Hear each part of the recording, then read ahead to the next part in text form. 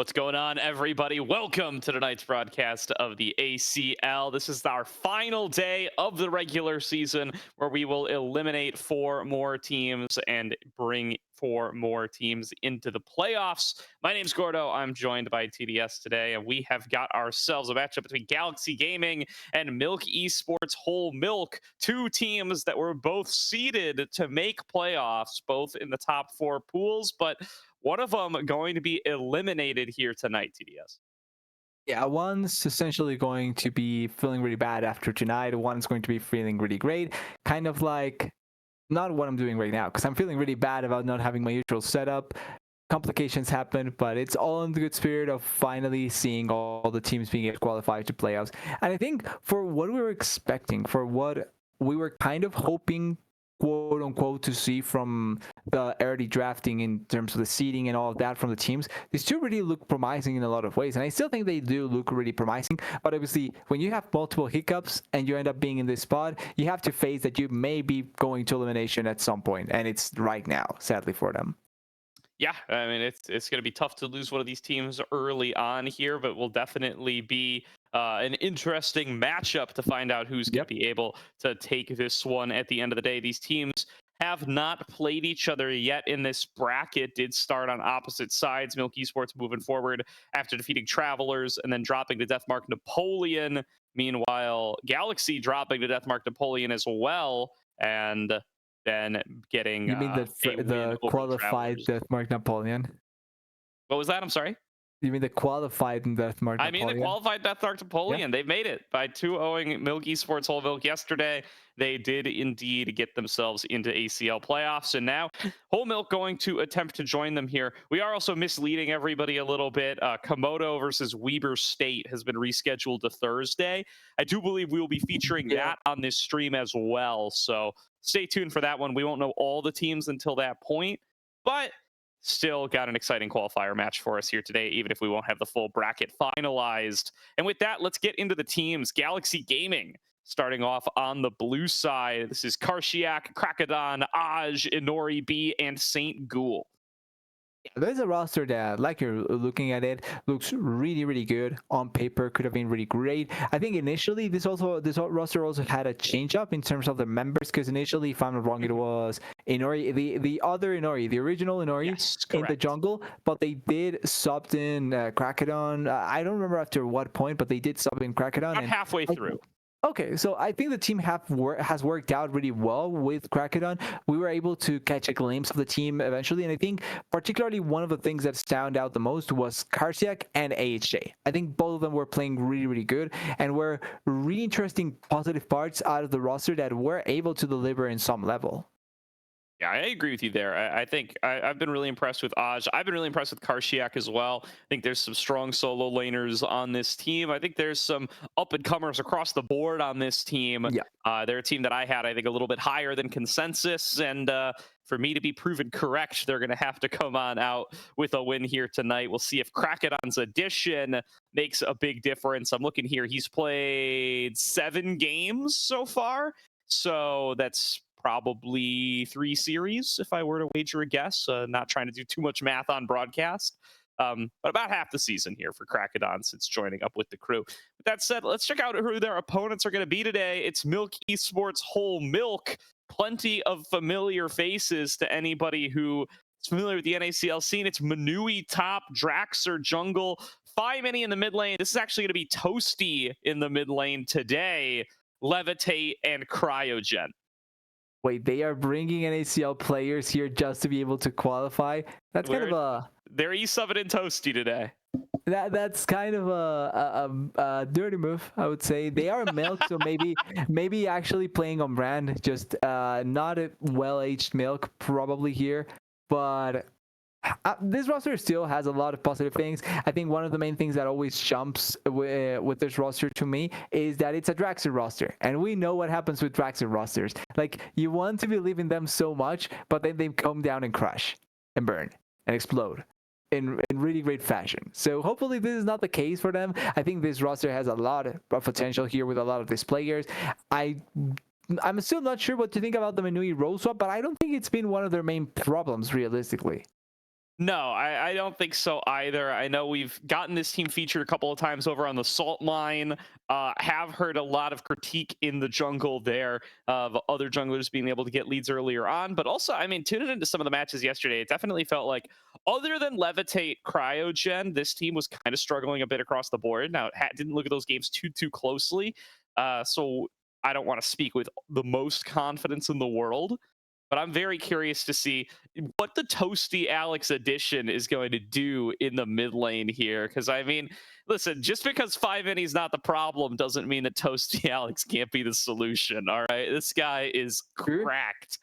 Very close to LTA this split. I think it was more some dollars and cents that are the reason that guy is not in the professional league right now, rather than anything having to do with skill or potential.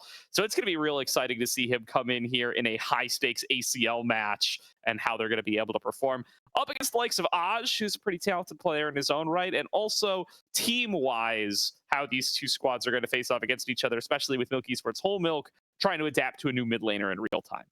Just quickly, by the way, I need to look this up, but I'm pretty sure Toasty is going to play double elimination match this week because Dark Zero also has an elimination match. I mean, look, dude, you gotta get up to speed. You gotta be ready for the elimination whenever it might come at you. So yeah, getting himself immersed in the environment of a team that's about to potentially have their season come to an early end. See how he's going to be able to perform under that pressure. Alongside former teammate Cryogen, by the way, was on for probably a couple of scrims. A certain Pulse Star roster was also on that what did they call it? Dark Zero Light roster that they had going for a bit. So they did get a few reps together in the NACL. Manui, of course, going for the full bingo as he plays every competitive role he can get his hands on. Longtime bot laner, role swap to support with much success last split. Tragedy that he wasn't back in the NACL on that position, and now finding himself in top lane for ACL. I'm not going to comment about something I just saw, but yeah, like multiple members here in the NACL that are, or NACL caliber players here, or maybe Draxer. Apart from that, everyone else NACL caliber have played NACL and really good in the previous NACL.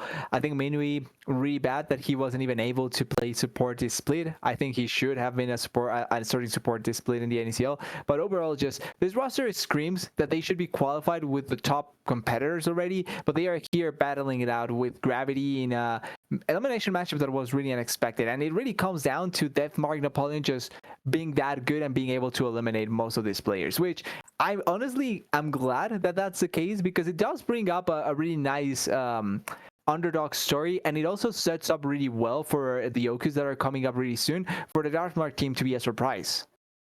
Yeah, definitely. And, I was pretty high on that Deathmark Napoleon team as well. I'm going to just keep tooting my own horn here every chance I get. Yeah. They did. I was really impressed last split, especially with Zephyrat and what he was able to get done on the previous Deathmark team that made playoffs last ACL. And it looks like they did kind of pull it back together here towards the end. I think he and Verdict were a really dangerous mid-jungle duo in my eyes. They also did change out Marksman at some point. They stopped running. I think they started the season with Barlow in bot lane, role swapped. Ended up with, named Pew Pew in game. I don't know who that is. I'm going to deep lull that and find out if that's a rookie or if that's somebody else.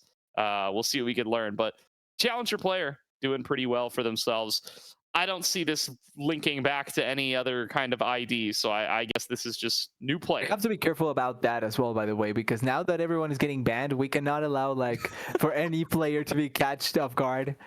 Everyone has to be careful about this. Maybe even casters end up getting banned because of that. Who knows? Wow. All right. Hang on. Listen, I'm not going to be accused of wrongdoing. Let's just say if I was breaking competitive integrity rules, I would be a higher rank than I am now. That's all I'm going to say. So if I'm cheating, I am not doing a good job in regards to how it's affecting my league performance. Although, hey, Hardstuck Casterlo, maybe making another run at OQs this split. We'll see. So with that said, we are now getting ourselves into draft. Oh, look, I called that one as Galaxy starting on the blue side, Whole Milk starting on the red. And let's see how these picks and bans are going to end up playing out. going to definitely expect to see a little bit of focus around mid lane, especially with Milk Esports Whole Milk bringing in their new star mid laner. Yeah, with their new mid laner here, there's going to be a bit of a change up in how they're going to approach this sort of big ban, because one of the things that you kind of always look with Mini, and that was really prevalent in the NACL, was his consistent attention towards champions like the Yoni and the Asir.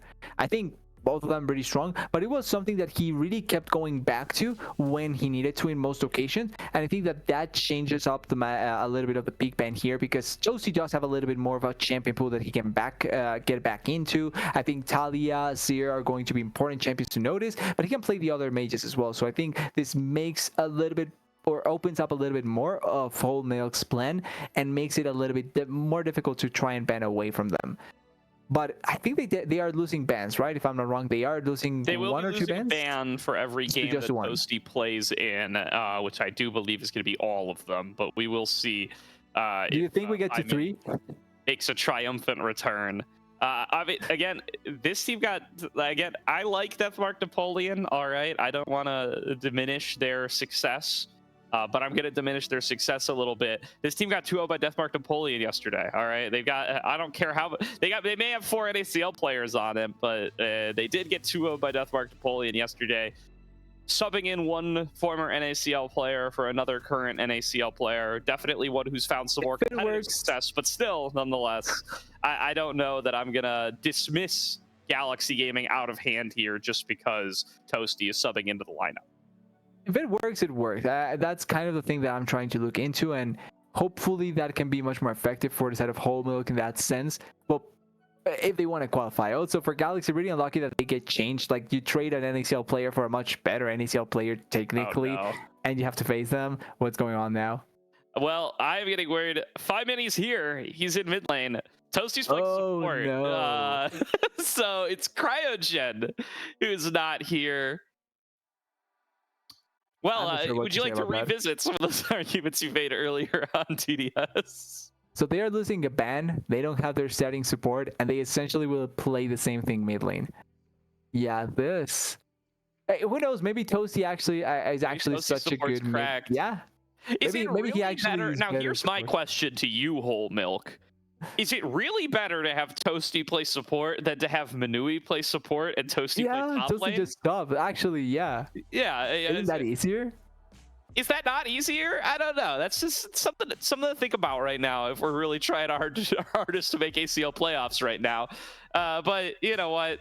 Manui's here to play top lane. All right. He's here to complete his bingo card. So we're going to let him show what he can up there, face it off against Karshiak. In my mind, one of like ACL's rising stars this year, I think. You know, it's always so much conversation going on about the talent pipeline, about emerging players and how many new faces are really coming into the scene.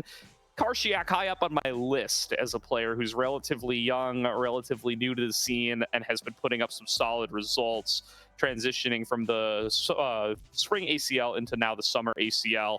Of course, we'll have to make playoffs to make good on that promise here, but seems like he might have decent chances with the mega role swap esports Whole Milk team coming on through in a very You're going against order. 3 up roles, or actually 2. Well, is Drax here a starting jungler, or is he actually just role swapping? Because I think he played another position. He's starting jungler and he's role swapping. I think both. I don't think Draxler is a jungler by trade. I could be wrong there, but I thought Draxler was a mid main. I also thought that he was playing something different at some point, but like, it's my memory. He's played. I think he's played multiple. He's also got that. I mean, if he and Manui put their bingo cards together, they win. I think they played all the roles between the two of them. Yeah, true. At the end, they did get a little bit of a mix-up in multiple positions, and it's going to be fun seeing what they end up going with. Obviously, as you see, the first span getting taken away, so that's why nothing's going through there.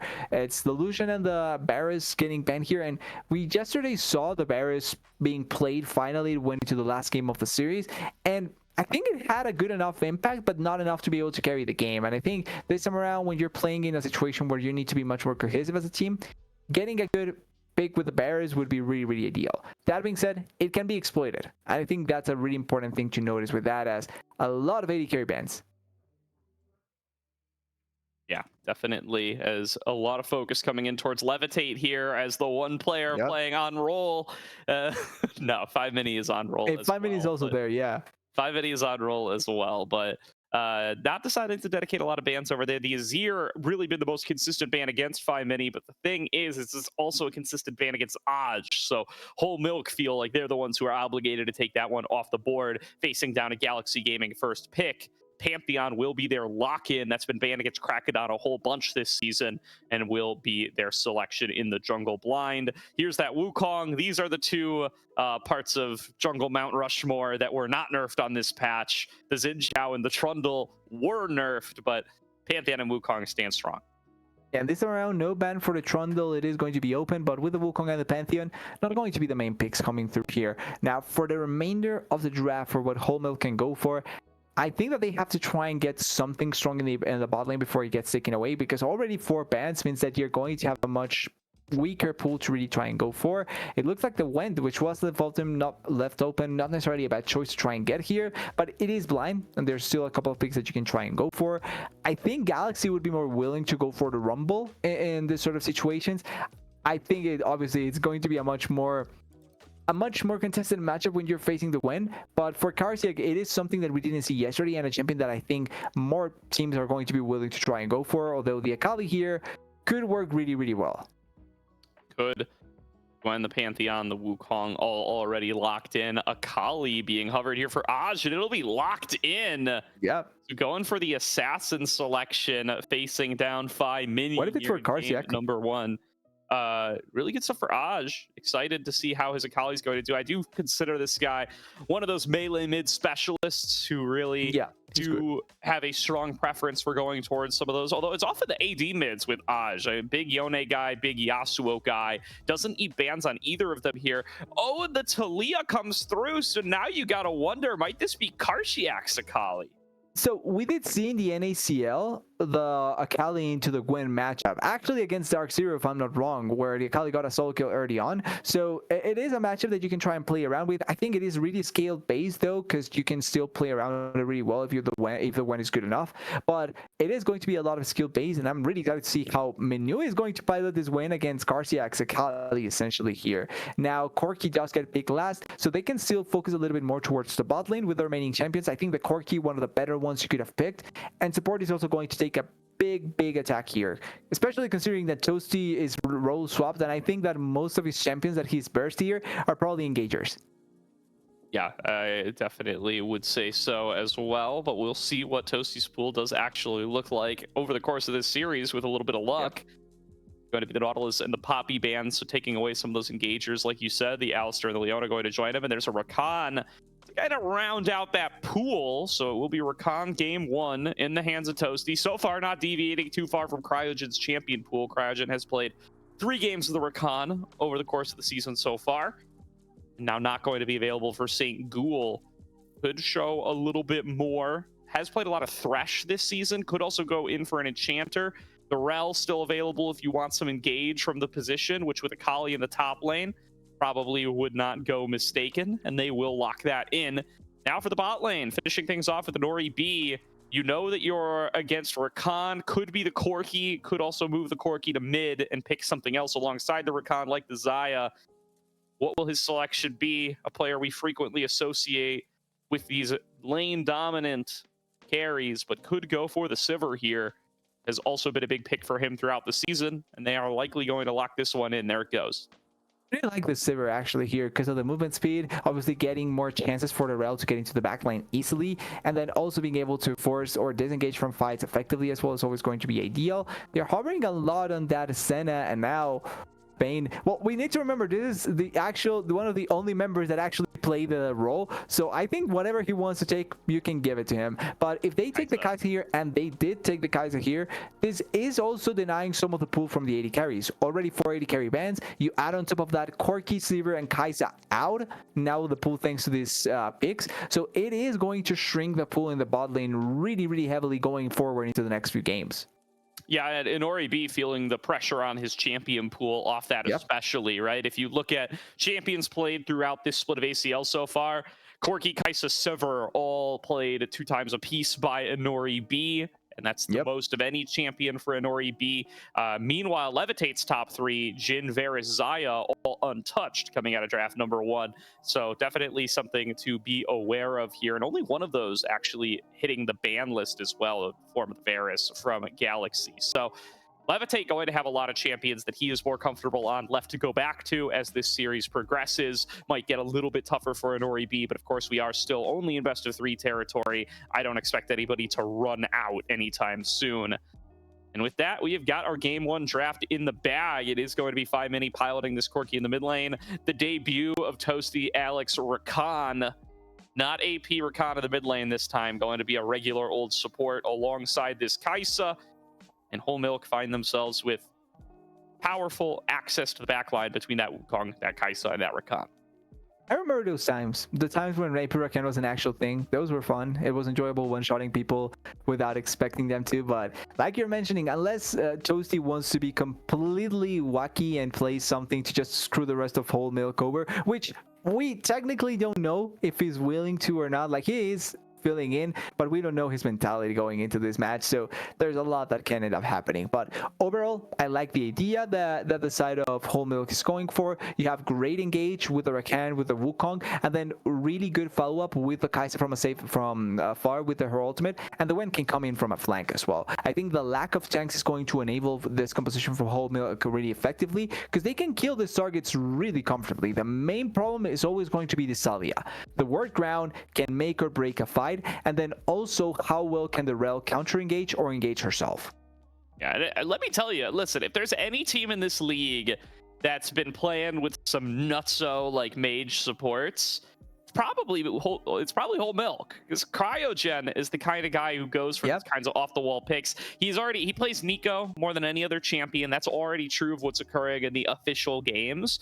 But also, I mean, watching this player for a little while. He's been on our hype list for a bit of time, and he is always one who's willing to go for some of the more off-the-wall support champions. When we thought it was going to be Cryogen in the NACL, when we thought that Pulse roster was going to be actually getting to start in the league, the VOD I was sending to all the NACL casters was Clown Gaming Cryogen's Yasuo support alongside Senna back in... Yes. Yeah, I think it was Rough Bean, Senna, Cryogen, Yasuo as the bot lane. That was a fun game. That's a real highlight mechanical game out of Cryogen as well. And I think it's what sticks out in my mind when I think about his kind of ACL career and what his performances have been that have led to him getting scouted out for the NACL so early on in his career. Yeah, we do need to start seeing him playing the NACL actually, hopefully sooner rather than later. But there's a reason why he was so consistently someone that you wanted to see there and that you wanted to see be one of those main players in the NACL as much as possible. Now, with a change up here, obviously there's going to be lane dynamics that will change. Levitate will need to adapt to having to play with a different support and other things that are going to be adapted into. But overall, I just think that in general, the idea that they are going for is pretty standard, pretty comfortable, and I don't think they are going to have to adapt too much to play with Toasty. I think Toasty is good enough that he can pull off a decent backhand, and as long as he finds good engages, that could be good enough for Whole Milk. Yeah, I think so as well. We'll have to see. This team has found that things start to crumble away maybe a little bit earlier than they expect before they can get into these later game team fights on even ground and lean back on some of the mechanical skills that 5mini, Levitate, and Cryogen can bring to the table. Of course, that is not Cryogen at support. That is going to be Toasty Alex, so got to keep that in mind here. It's still going to be a player who we have pretty high expectations of, even if he's off role, which clearly is not a disqualifying factor on this Milk Esports Whole Milk team. Yeah, it's not going to be enough to just push them away. Obviously, just based off of most of the roster, it's not going to like be that impactful when you think about it. But it's going to be fun seeing the dynamic. And now, trying to think a little bit more on Galaxy, because I remember we did watch them earlier in the split. I think they played great. Once again, bringing up their soul laners. I think they performed really, really good. And this time around, I think Ash having a little bit more of a blind peek, having to be more careful about how he's going to front 5mini. But Karsiak opting into the counter himself, being comfortable enough to say, just give me that and I will carry. And even though it is Minui, I like that confidence from Karsiak to really just say, I will carry this game with Akali and pulling it off in the top lane. Absolutely here.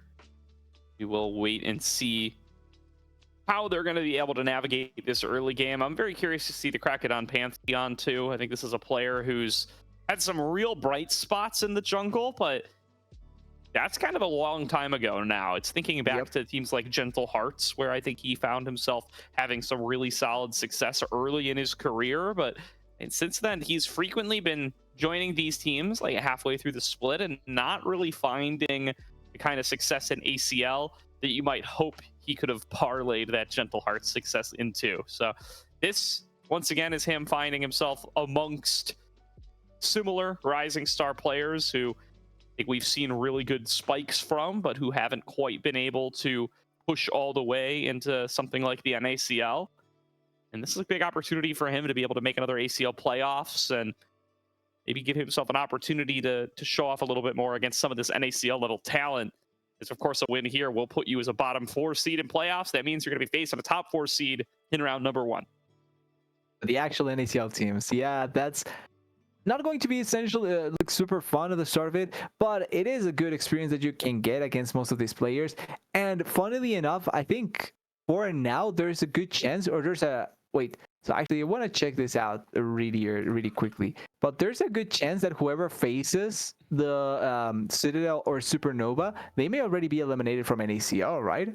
Because Supernova and Citadel face each other. Yeah, so Supernova and Citadel face each other. So whoever wins there or whoever loses there is going to be eliminated from NACL, and this is essentially their only tournament left. Well, and that's the question, right? Is it going to be a boomed team that is incredibly frustrated that they've missed their chance at LTA promotion for 2025? Or is it going to be an angry team out for revenge that might just completely wipe you off the map? Maybe a thing to worry about after tonight's match. First step, let's get there. That's true. And then perhaps can even get yourself a different matchup. We won't know who's playing against who until we know all of the teams in the bracket, since who you play against can affect your overall rating, which affects your seed compared to the other teams that qualify through this stage of the GSL bracket. So until Thursday, until that Komodo versus Weber State game, we will not know for sure where everybody is going to find themselves in the bracket. Yeah, technically everything matters until a certain degree, and as always, I would say everything matters. It doesn't really matter if you think it doesn't. ACL matters most, and we just need to be ready for that. So it's going to be fun seeing how it ends up happening, or how it ends up going with most of the teams that are left, and also the surprises, because we need to remember that there's groups where Weber against Komodo, there's one of the teams that we're expecting to be already qualified are going to be eliminated. Same here for Galaxy Milk Esports. Then you have Season as well that is facing against Serenomosity, and that was Serenomosity maybe not so much, but Season was a team that people were expecting to be able to qualify. So there's a lot of potential surprises that are yet to happen. Absolutely. And one of them could take place here. Galaxy Gaming on the blue side facing off against Milk Esports Whole Milk in an elimination qualification match. A win will take you to the playoffs. A loss will eliminate you from contention. See who is going to be able to come out early in this series swinging and net themselves a better chance at making it further. So far, just a basic spread from everybody here in what may be their last day of ACL. Nobody looking for anything too aggressive yet. Yep, nothing too weird, nothing out of the ordinary. We were speaking about this yesterday as well. This is the sort of matches where I don't expect to see a lot of early action, just because there is a little bit of worry about making a big mistake and throwing away one of the games from a series that is just elimination. But it also means that we're going to be a little bit more careful in how we approach, and maybe not that much action just to start it off. Just quickly to mention though, there's going to be 2 ignites in the top lane, so no Karsiak and Minui going to be aggressive with their selection of summoners, and then also Toasty taking the spellbook means that there's a chance for a lot of teleport plays from the support himself. Yeah, no flash on either top laner. Definitely going to make that a little bit more attractive of an option for these junglers earlier on, especially Kraken. Being able to get in there with the targeted stun, going to be plenty valuable for him against the Gwen. Not too much you can immune with the mist there. And a lot of burst damage available to the Akali once she gets a couple of ability points under her.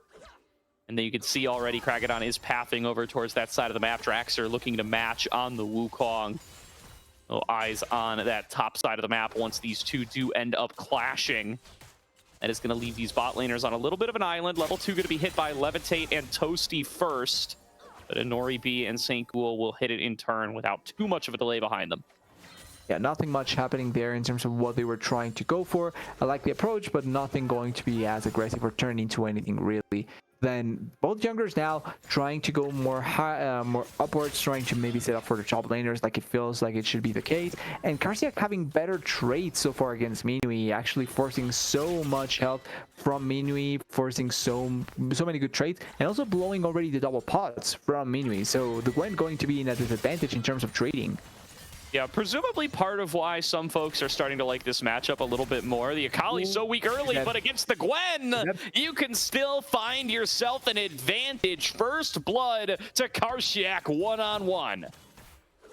Yeah, they just find the angle, they push the issue there, they get really good trades to start it off, and at the end they are able to just find the right kill at the right time. Minui, not the best start, having to teleport already into the top lane, and Karsiak, we were hyping him up so much so far, and delivering with that first blood. Very nicely done up against the multi-role menace that is Minui. Keeping back to lane, but I think going to take a rough end of a trade here. Karsiak want to be careful to not isolate him onto the wrong side of the lane, but here comes Kragadon. Both junglers arrive. Minui already low. An engage onto Karsiak will take him down. Draxer with a kill in his pocket, and Kragadon just a little bit too slow on the trigger pull there. Minui will cash out the kill, and it will be a 1-for-0 for Whole Milk. Yeah, making it so that they can at the very least answer back really, really well. Also, the wave is pushing. Right now, Karsiak will be able to answer onto it. But overall, really nice play to the side of Whole Milk is able to find. And even though the kill goes to the Wukong, not the Gwen, it's nice to have the Wukong be a little bit stronger just because you want to try and get him to level 6 as soon as possible, because that can be a big difference maker. And for sure, and that wave crashing in does mean that Minui kind of just catches right back up, going for the Negatron Cloak very early on the Gwen, so willing to sacrifice a Riftmaker Power Spike just to give themselves a little bit more survivability up against this Akali. See how that ends up paying off for them, because it is going to make it take a lot longer before this Gwen is going to be able to pump out damage the way that you would expect from your top lane split push carry. Still taking some harassment from Karsiak regardless. Is nice trades still finding their way through. Minui at about half. A big wave crashing in, going to give some time for Karsiak to wander around. Every double kunai into auto attack is just going to be so much health taking away from Minui, because not only do you have the advantage of the fact that you're running the electrocute, but you're also playing with the fact that you already had the extra kill plus the extra level advantage, so your training patterns are always going to be a little bit more beneficial. They also have, oh wait, Ash. Lay on to Aj. Toasty going to be able to find that knock-up. Kragadon staying in the bushes, waiting to jump out, does not find himself a target. Seismic shove going a little bit wide. St. Ghoul's here as well, though, and they're going to try to pressure for a little bit more. Toasty is still in the wings, ready to come in from the side. It's a full 3-on-3. Make it a 4-on-3 as Karsiak does come on down as well while Minui's on the reset. Nothing to steal. The birds did go the way of Draxer, so he will find himself at a slight camp advantage. Yeah, having a little bit more body there for Draxer, having also the fact that he got that first blood, making this Wukong be really strong at this point in the game. Now, we need to see him go back to be able to get a little bit of the gold back into his favor, and then also what he's going to try and accomplish with that gold. Where will he try and go gank? What will be his first focus? Is he going to just keep on going against Karsiak, or this time try and help Levitate? I think either option is good enough that you can really get an advantage from that, as they really want to focus mid lane here. Oh, connects another Shuriken flip, and he has level 6. Decides not to go for it with Minui on the Negatron Cloak and not too low. Levitate falling pretty low here against Noribi as well. Noribi trying his best to harass him underneath the turret. Deny as many of those wave as possible. Toasty coming on in for support. St. Ghoul is here as well, as is Draxer. Looking maybe for an engage angle, but Levitate is so low. I don't know how much they can get done here, and Noribi get a spell shield to knock up. And the play will fizzle. Yeah, I think the answer there is absolutely nothing. Just a pretty quick block or a spell shield to try and deny that engage, and it means that Inoribi can try and run away. I feel one of the main problems from that bot lane with Levitate taking so much damage is that Sivir has backed already and has been able to try and get more value off of her items, but Kai'Sa hasn't been able to. She's been waiting way too long, finally going to get that back that she was starting so far, and now can try and fight back a little bit more onto the Sivir. But it did take them really long to be able to do that. Yeah, and I mean, they don't even really force Levitate out of lane, so actually the Dragon goes the way of whole milk here. Galaxy did have Krakodon up towards the top side of the map, so they didn't feel confident to step up and challenge.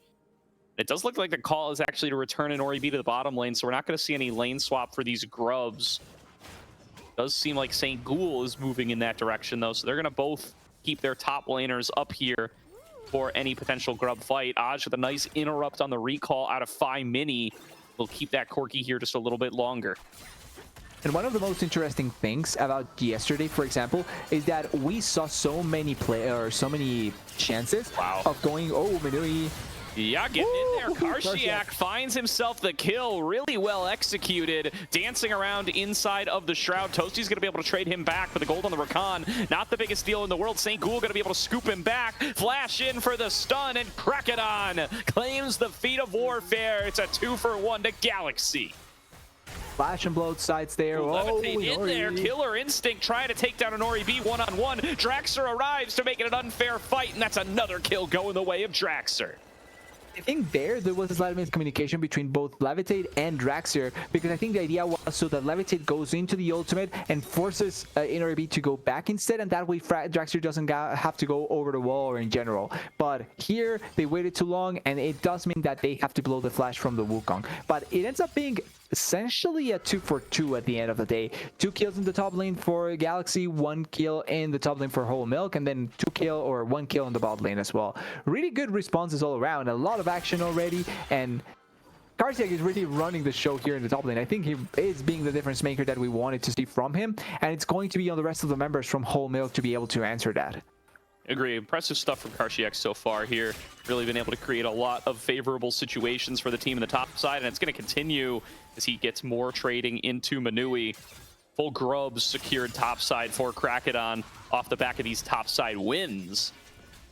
I'm going to see what they can do to be able to extend that lead across the rest of the map. Plenty of good, juicy targets on this Whole Milk lineup for a fed Kali.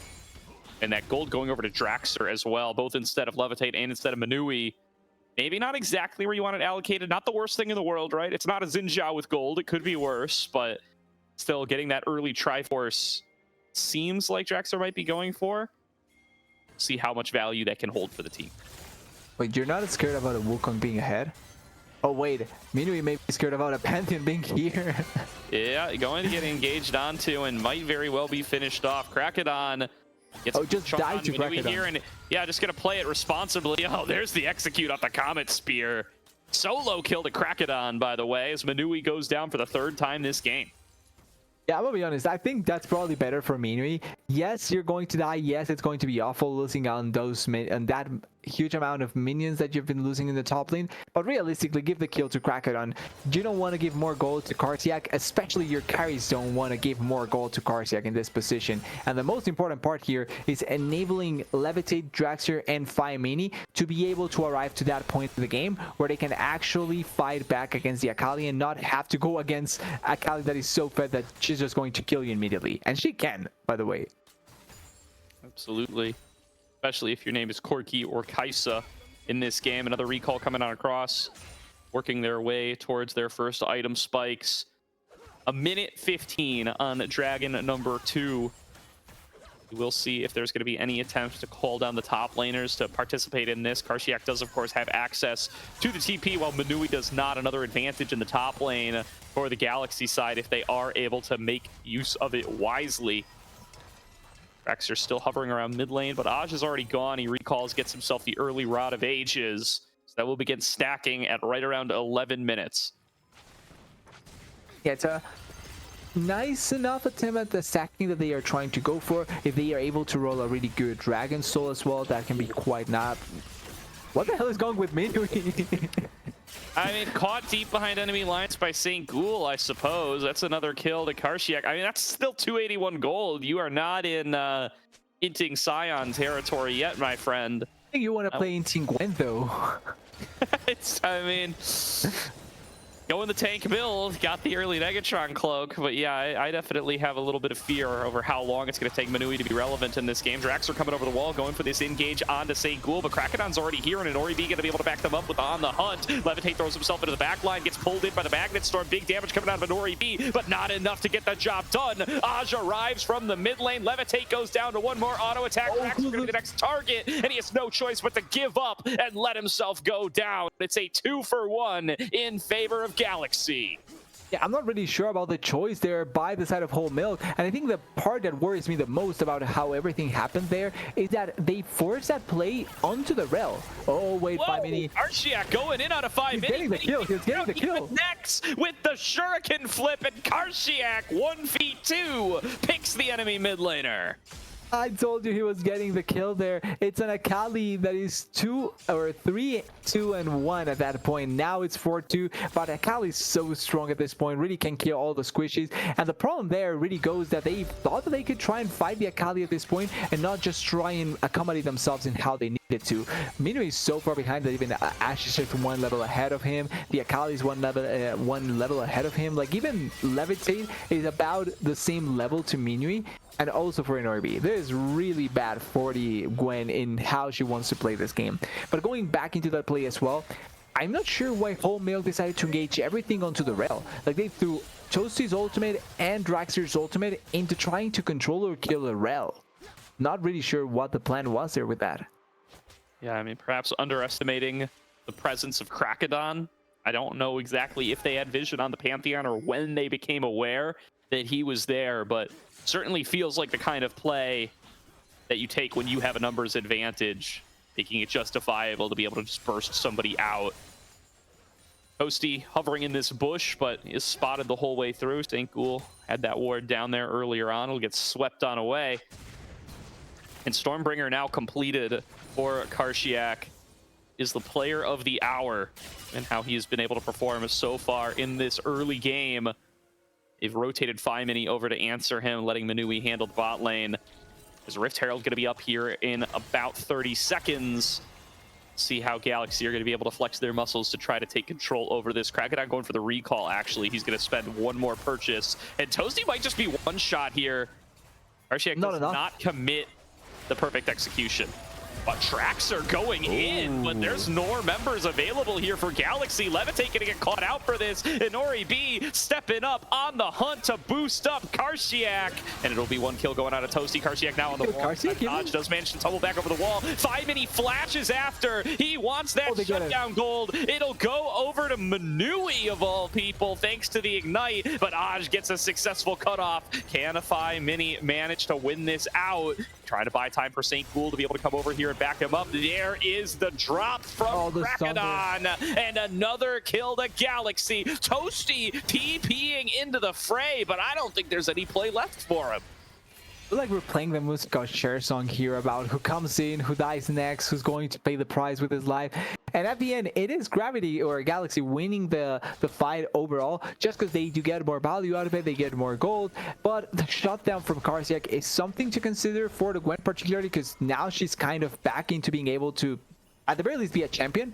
And even if 5 mini got that would be much better, I would think, just because of how much value the Corki can always provide. But because of his build opting a little bit more into maybe poking or doing damage from a safe distance, that could have been important in Dragon scenarios. For now, though, I think Whole Milk got a little bit of what they wanted, and since the gold lead is not that big, like it's only 2k gold between each other, it's not that bad for Whole Milk just yet, but it could be really bad. Really could be. A lot of gold getting spread amongst the rest of the team for Galaxy in that fight. That's the one that all the gold doesn't go to Karshiak. He does get shut down, but they get multiple kills into a Nori B for that, which is going to accelerate this Sivir as well. It means that they don't need perfect performances from the Akali every single fight to be able to be in an advantage state any longer. Nui does get that first item done like you called out, but still going to be substantially behind. Draxer sees an opportunity to get onto a Nori B. It's a spell shield out of the first cast of Cyclone, and he outpaces the second one. Does have to flash. It leaves St. Ghoul out to dry a little bit, and Levitate will end up finishing that off. It does actually go over to Draxer. Stun connected by Aj, looking for a solo kill on a Manui. Negatron Cloak working overtime right now, and Aj manages to escape, or Manui does rather. Aj gonna have a lot harder of a time as Draxer hunts him down, picks up the shutdown. 4-1-2 for Draxer in the jungle. And who was it that said that Whole Milk was having jungle issues? Yeah, I don't remember who he was, but for so far at the very least, it's working out. And that's what you really worry about for Draxer here. He needs to step it up, because when your top laner is dying, when your AD carries are really squishy and can't die to anything, you need your jungler to step it up here. And so far, so good for Draxer. Dragon will spawn in 30 seconds. It's going to be the third dragon of the game, the Cloud Dragon finally spawning. And even though it's not necessarily the strongest soul, I think both teams actually do like this soul this time around, because getting extra movement speed for the Akali, always great for sticking potential. And then Wukong, same story. If he gets any bit more value to be able to get on top of anyone with his ultimate, that's always going to be great. Same for Toasty. I think for a Nori B, it's pretty good as well. It just kind of makes on the hunt more. As you know, movement speed, it's not like slows, does stack as you get more and more movement speed boosts. Galaxy did throw down their Rift Herald in mid lane. They want to get some pressure for this dragon spawn. They will take down the mid outer turret. Levitate going to be responsible for handling that for now. It's going to delay him a little bit. Full vision control over to Galaxy. I don't know what Whole Milk do here. I think this dragon is going over for free, and Whole Milk going to regret that Manui isn't top lane for this. Yeah, this is a spot where it's really difficult to try and fight it out, as Minui may be dying here, but maybe there's a better response here in Nori. Once here is Galaxy and Nori being already good there. They try to take an aggressive path in to defend mid. They fall on down. Manui will be executed on the opposite side, but a little miscommunication there from Galaxy, it feels like. Yeah, too many wishes trying to be achieved there, trying to kill both or protect mid lane and then kill the Gwen on the side.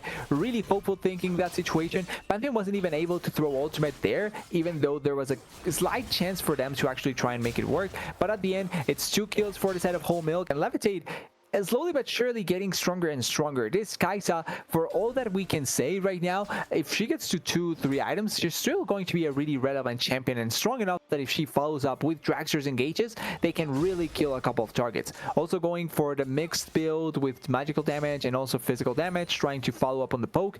And with no tanks, the poke from the Kai'Sa and the Quirky are going to matter. Levitate, of course, former rookie the split in the NACL, did in fact perform very well there and has long performed very, very well at the tier 3 level. He is the kind of player that can make good on this gold and show up to carry this team if you continue to let him scale on up 2.5 items deep.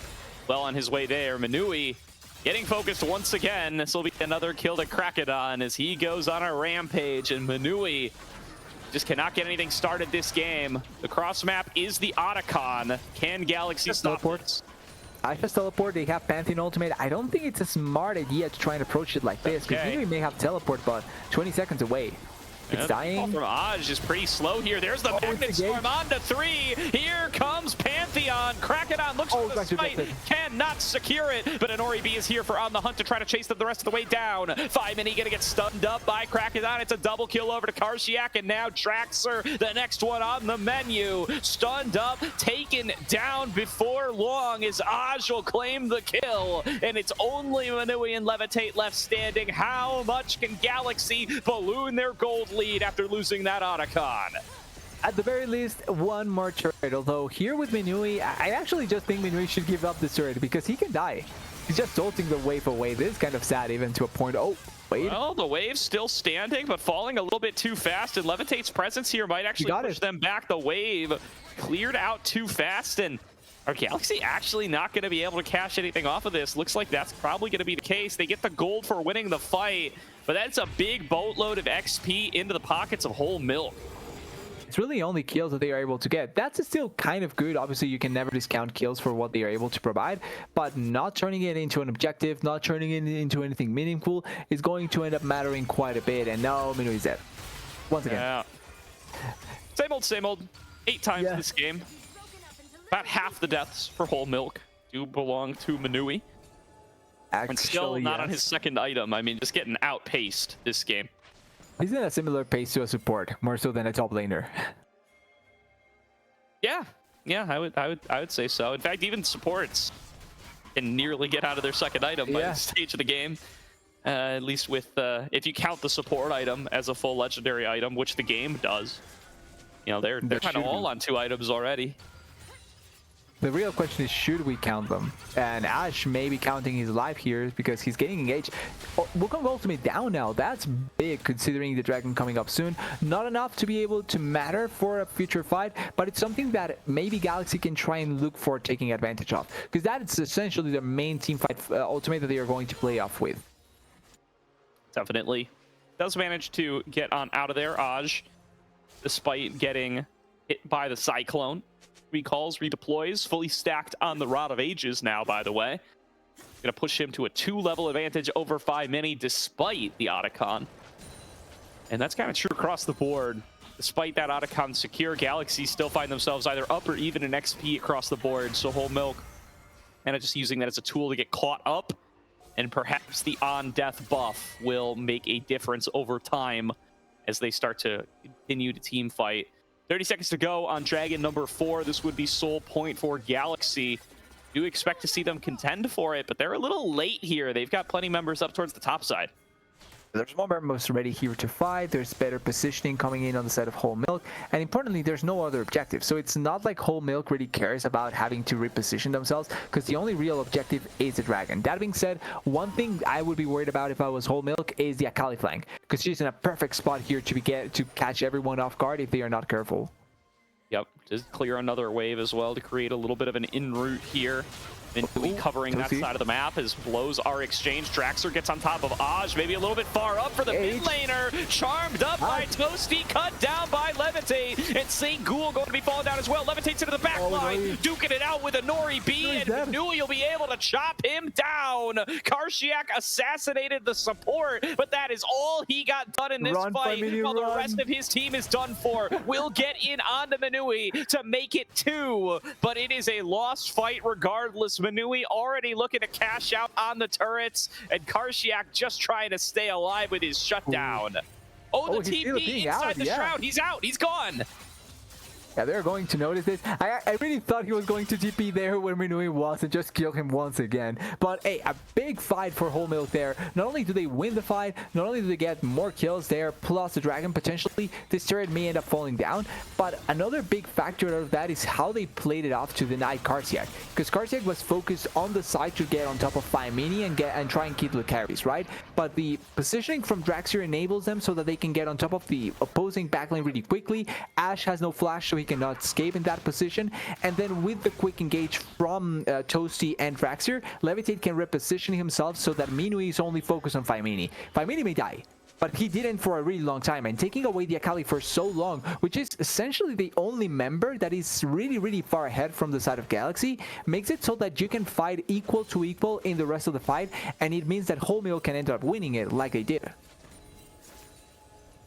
Now, Whole Milk still staying even in gold, even in objectives. They have the Otacon buff, and they are making this game close, despite it being touch and go there for a little bit.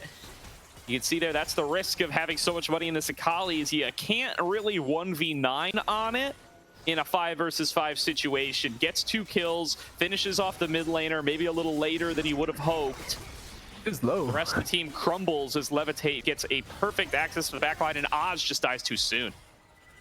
It's really quickly how this goes, and Ash may be dying here as well. They are trying to pincer them here. Akali's on the side again, though, but the poke is coming through. So accurate on these shots, getting so much damage onto the mid laner. They're going to have to take the fight nice and early. Into the backline goes Karshiak, gonna get stunned up, gonna get taken down. St. Ghoul as well, and there's Levitate right into the backline, executing him with the Void Seekers. It's a double kill for both carries, make it a triple, a 5-for-0 ace to Whole Milk. Yeah, and this is a vintage Levitate from the NACL when he was rookie of the split. Really good position there. Really nice jump in to try and destroy everyone that was coming through. And huge props to how the teamfight went for the side of Whole Milk. First of all, poking really effectively on the side, taking so much damage and making it so that the side of Galaxy had to be careful about how they were trying to approach it or fight it out. Then when they were getting pincered because they were getting forced so far away from the Baron buff and trying to run away with their lives, they are just not able to really force the fight effectively. Bad engage by Rel, followed by Karsic really trying to commit really heavily, but then getting just charmed and killed immediately, meant that the ensuing fight was just going to be disaster for Galaxy. I'm not sure why they opted into the Baron buff there, because they don't have champions that deal a lot of damage to objectives, and also they didn't have the best position. They were just waiting to get collapsed by Whole Milk. And Levitate using every last resource available to him in that fight, ending it with barely any mana and constantly landing Void Seekers in the approach there. Took about half of Aj's HP before the fight even broke out, forced them into a difficult decision in the fight, and it's a difficult decision that Karsiak made incorrectly to try to get in there and take it. Blown up way too fast, St. Gould joins him, and now Whole Milk on the front foot, keeping the push in towards this bottom lane. Trying to magnify the value here from the Baron buff, especially because Karsiak was pushing top. So they need to get a turret off their own. They need to try and force a little bit of something here. The poke is going to matter, though, quite a bit. When you mix the damage from both Levitate and 5 Mini, it really is going to be meaningful in the long run. But they are not really taking that much after that Baron buff. They need to try and magnify the value that they will get. Got a little bit more time. Try to push, try to take something. You still have it on all 5 members, and if nothing else, it's giving more time for Manui to scale into the game. He sold that Negatron cloak that he was using to lane against the Kali, by the way. That's not in any of these items. He just sold it straight up to be able to complete his third. And you know what? Ask all the questions you want, but Manui scaled into this game, and he is a valid champion now. 3 items in on the Gwen, and was able to pull up in that last fight and make a difference, assisting in the execution of both Karsiak and St. Gould. Now with it's really trying to tackle the argument of the Gwen. Yeah, they got 45 more seconds of Baron buff. I do share your concern, TDS. What can they do with it? Because they haven't taken too much. Feels like it could have been a much better approach to using the Baron buff, because I think that if they went 5 for 5, yes, you're running the risk of getting engaged on, but Rel has no flash. Only ultimate to really go into your face is the Pantheon's ultimate, and then also importantly, I would say the fact that you have so much poke means that just a random engage can just get countered really easily, and then the ensuing poke would be much bigger. But when you're giving yourself so much time to try and go for objectives, and also opening up space so that the enemy can get gold back, because we need to remember, yes, you're getting gold onto Minui, but the Sivir is getting to 3rd item now. Now she's going to 4th item, and that's going to be just consistent wave clear. She's going to be even stronger for the future fights, and now it means that you're kind of going back to square one, where neither side really is in control, but it's not like either side is really weak. Like, there's tools for both sides to really make the most in fights. There are. That next dragon going over to Whole Milk puts them on soul point. Set up to be able to take that critical buff. As we said, plenty viable for both teams here. I think it's great on the Gwen, on the Wukong, on the Rakan. It's even good on the Corgi. You can just trigger it so easily. Gives you an extra layer to how you're going to be able to play out these fights. Has played it very well throughout this game. Levitate has so much on his shoulders. See if he's going to be able to continue to perform, continue to find an Ori B, and win out this fight, because the Sivir is scaling. Oh, wow. Oh, no. Karsiak has just been donated something that he has been hoping for a long time. It's exactly what his Christmas wish was. Now St. Gould taking the invade on the other side, getting right on top of Manui, who's shrunk to about half HP. Toasty going to pop the ultimate, goes into the back line, gets up, set up for Levitate, who just tears the team apart. No carries left standing. Crackedon about to join him as well. And that trigger pull from Toasty and Levitate turns the whole fight on its head. They don't need 5 Mini. It's a 4 for 1. That may not be a 30k mid laner, but that is certainly a 15k support play right there. Really effective, really good to get onto the back line. And importantly, taking advantage of the fact that yes, Femini died, but then when they went into the fight on the other side, they just collapsed into the members, they killed them really quickly, and there was barely any response time from the side of Galaxy that could have mattered. It's just much better played, much more meaningful, and Levitate is still just carrying out the fight. He didn't even need to use the Sonyas to be able to get a lot of the damage there.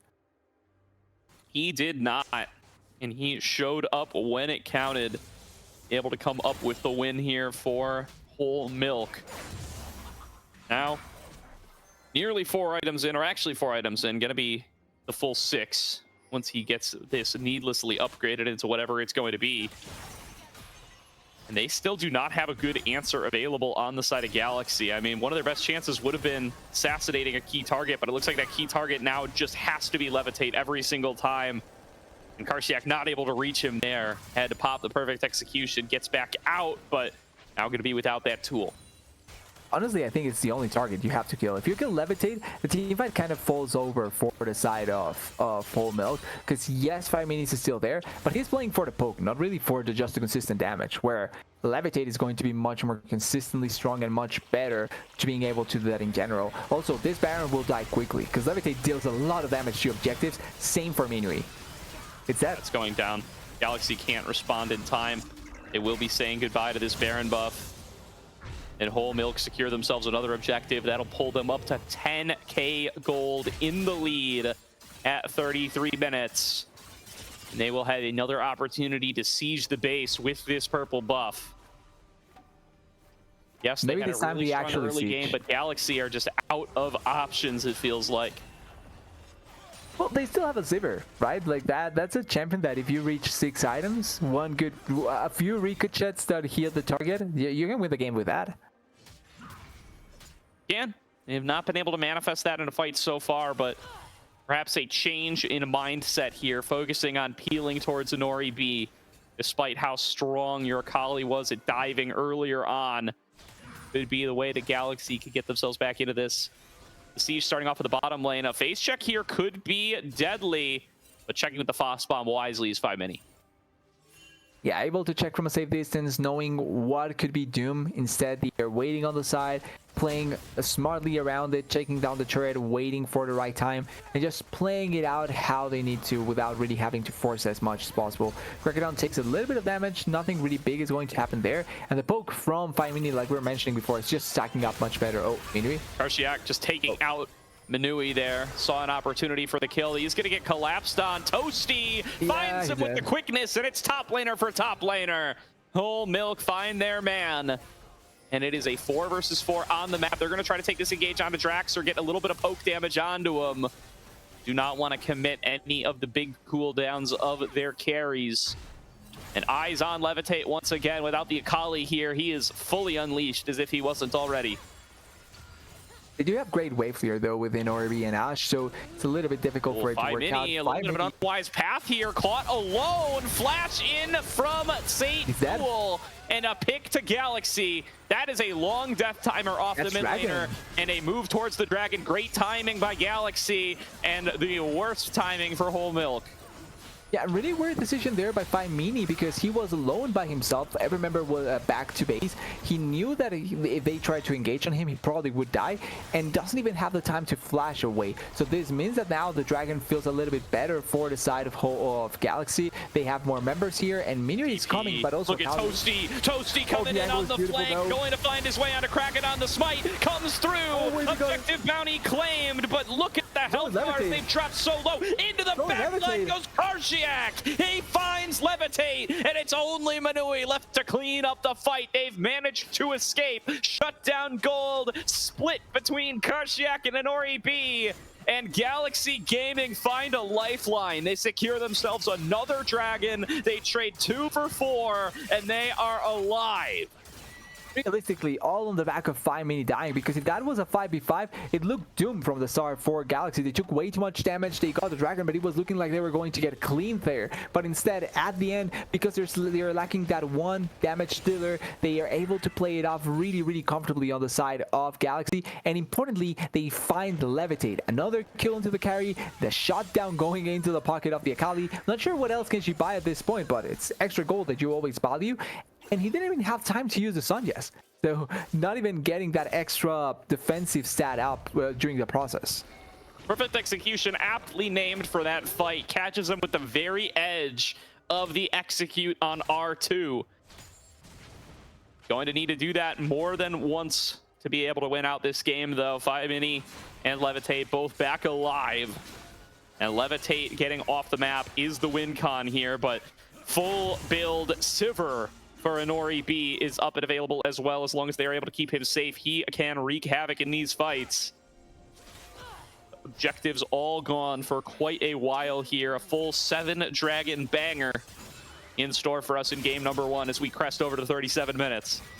Well, Karsiak I'm not sure if sees one target. I don't know if Manui's the one he wants. He can play fast. He can get one kill, but he will go down. There's going to be the ultimate out of Levitate. He has to flash away to avoid the magnet storm. Karsiak getting focused down. He's still alive. He will not fall, and his teammates managed to back him up. Levitate is isolated. He's taken down, and 4 members of Whole Milk are off the map in trade for nothing. Cosmic Starfall in from Krakedon to finish off 5mini. It's going to be the wall to cut him off as Aj finishes off his lane opponent. A full ace for Galaxy, and they're making the march for the base. It's going to be a minute until folks like 5mini are back.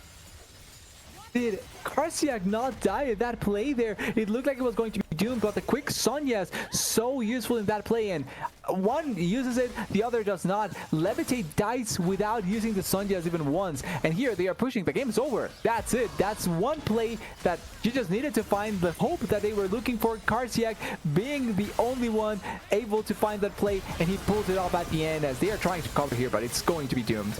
Respawn is too little, too late. Inori B's at full health, and in a 38-minute banger, back and forth, Galaxy pull it back.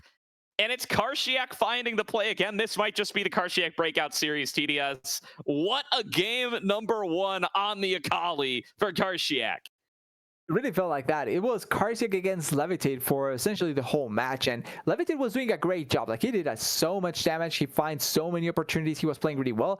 But when Karsiak finally got the chance, not only to get on top of Levitate, but I would say also when the team was not really covering for Levitate, Karsiak was just able to run rampant in a fight. And I think that Sonyas, or using the Sonyas, makes a difference in some of these fights. But the most important thing in that last fight is that the commitment for Whole Milk was way too heavy. Minui barely did anything at all in that fight. And the problem is that when they committed so much to kill Karsiak, Sun just comes in and they are not able to find it out, instead put themselves in such a bad spot. The counter engage from the side of Galaxy was so much better, and they are able to find the important targets, deny Levitate to be able to kill Karsiak, and then clean out the fight and win the game. Yeah, and you can't put it all on Levitate's team either. I do think a misstep there when they thought they had Karsiak isolated. Could have just let Manui go. Could have just let the fight go and regroup and play normal at another state. But it's the full commit, going in with Killer Instinct, putting yourself out of position, and then immediately having to flash away from the Crashdown Magnet Storm combo of St. Ghoul meant that there were no escape tools left for Levitate. He could not play aggressively in the fight. He could not represent the damage threat. And Galaxy Gaming are able to have the kind of fight that they were looking for, where Inori B could just bounce boomerangs through the squad without fearing any dive onto him. Very nicely executed on those last 2 fights. Karsiak showing up in both of them. Be able to take Levitate off the map. And it is a win for Galaxy to kick off the night. Yeah, it's just much more effective by the side of Galaxy, and the way that they are finding this victory, I would say kind of surprising, because they should have won. They should have lost this game on the side of Galaxy. Like, it should have been whole milks. But I feel like the inaction from them also, without trying to commit more heavily to try and get something out of their Baron buffs, the lack of attention, getting picked off really frequently, dying in places that they shouldn't, like 5-maning the jungle and then Minui there in the top lane. Like, these small mistakes that you don't expect to see from ACL players really costing them here. And Galaxy, I love the way that they capitalize on them and are able to now be one step closer to qualifying. Very nicely done by the Galaxy Gaming crew. Let's see if they can keep that performance up coming into a second game against Milk Esports Whole Milk. Definitely showing that this can be a close series. Milk Esports Whole Milk have what it takes to be able to go the distance. And we may have some more 40-minute bangers in our future TDS. We're going to throw it to a quick break there. But first thing, I do want to shout out Zen Market. Zen Market is your one-stop solution for buying products directly from Japan. They'll help you buy items from over 10,000 shops, as well as place bids on auctions on your behalf. They'll even consolidate all your items safely into one box and can ship internationally. They provide excellent customer service in 19 languages, which is why Zen Market is trusted by over 2 million users worldwide. Check out the panel below the stream or click the link in chat to try them out now. If you sign up with promo code Aegis, you will get 1,000 yen off your first international shipping fee. In addition, check out the special viewer giveaway by typing !giveaway in chat for your chance to win a Nintendo 64 courtesy of Zen Market. Thank you to Zen Market for sponsoring Aegis and the ACL. We'll be back after a short break for game number 2 between Galaxy and Whole Milk. 日本限定あ全マーケットを使わった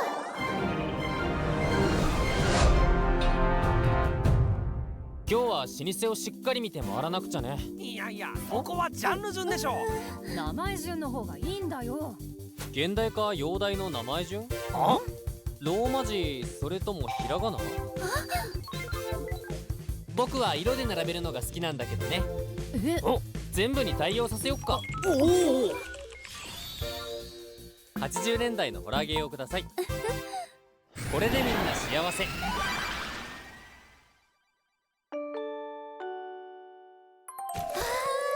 ありがとう全マーケット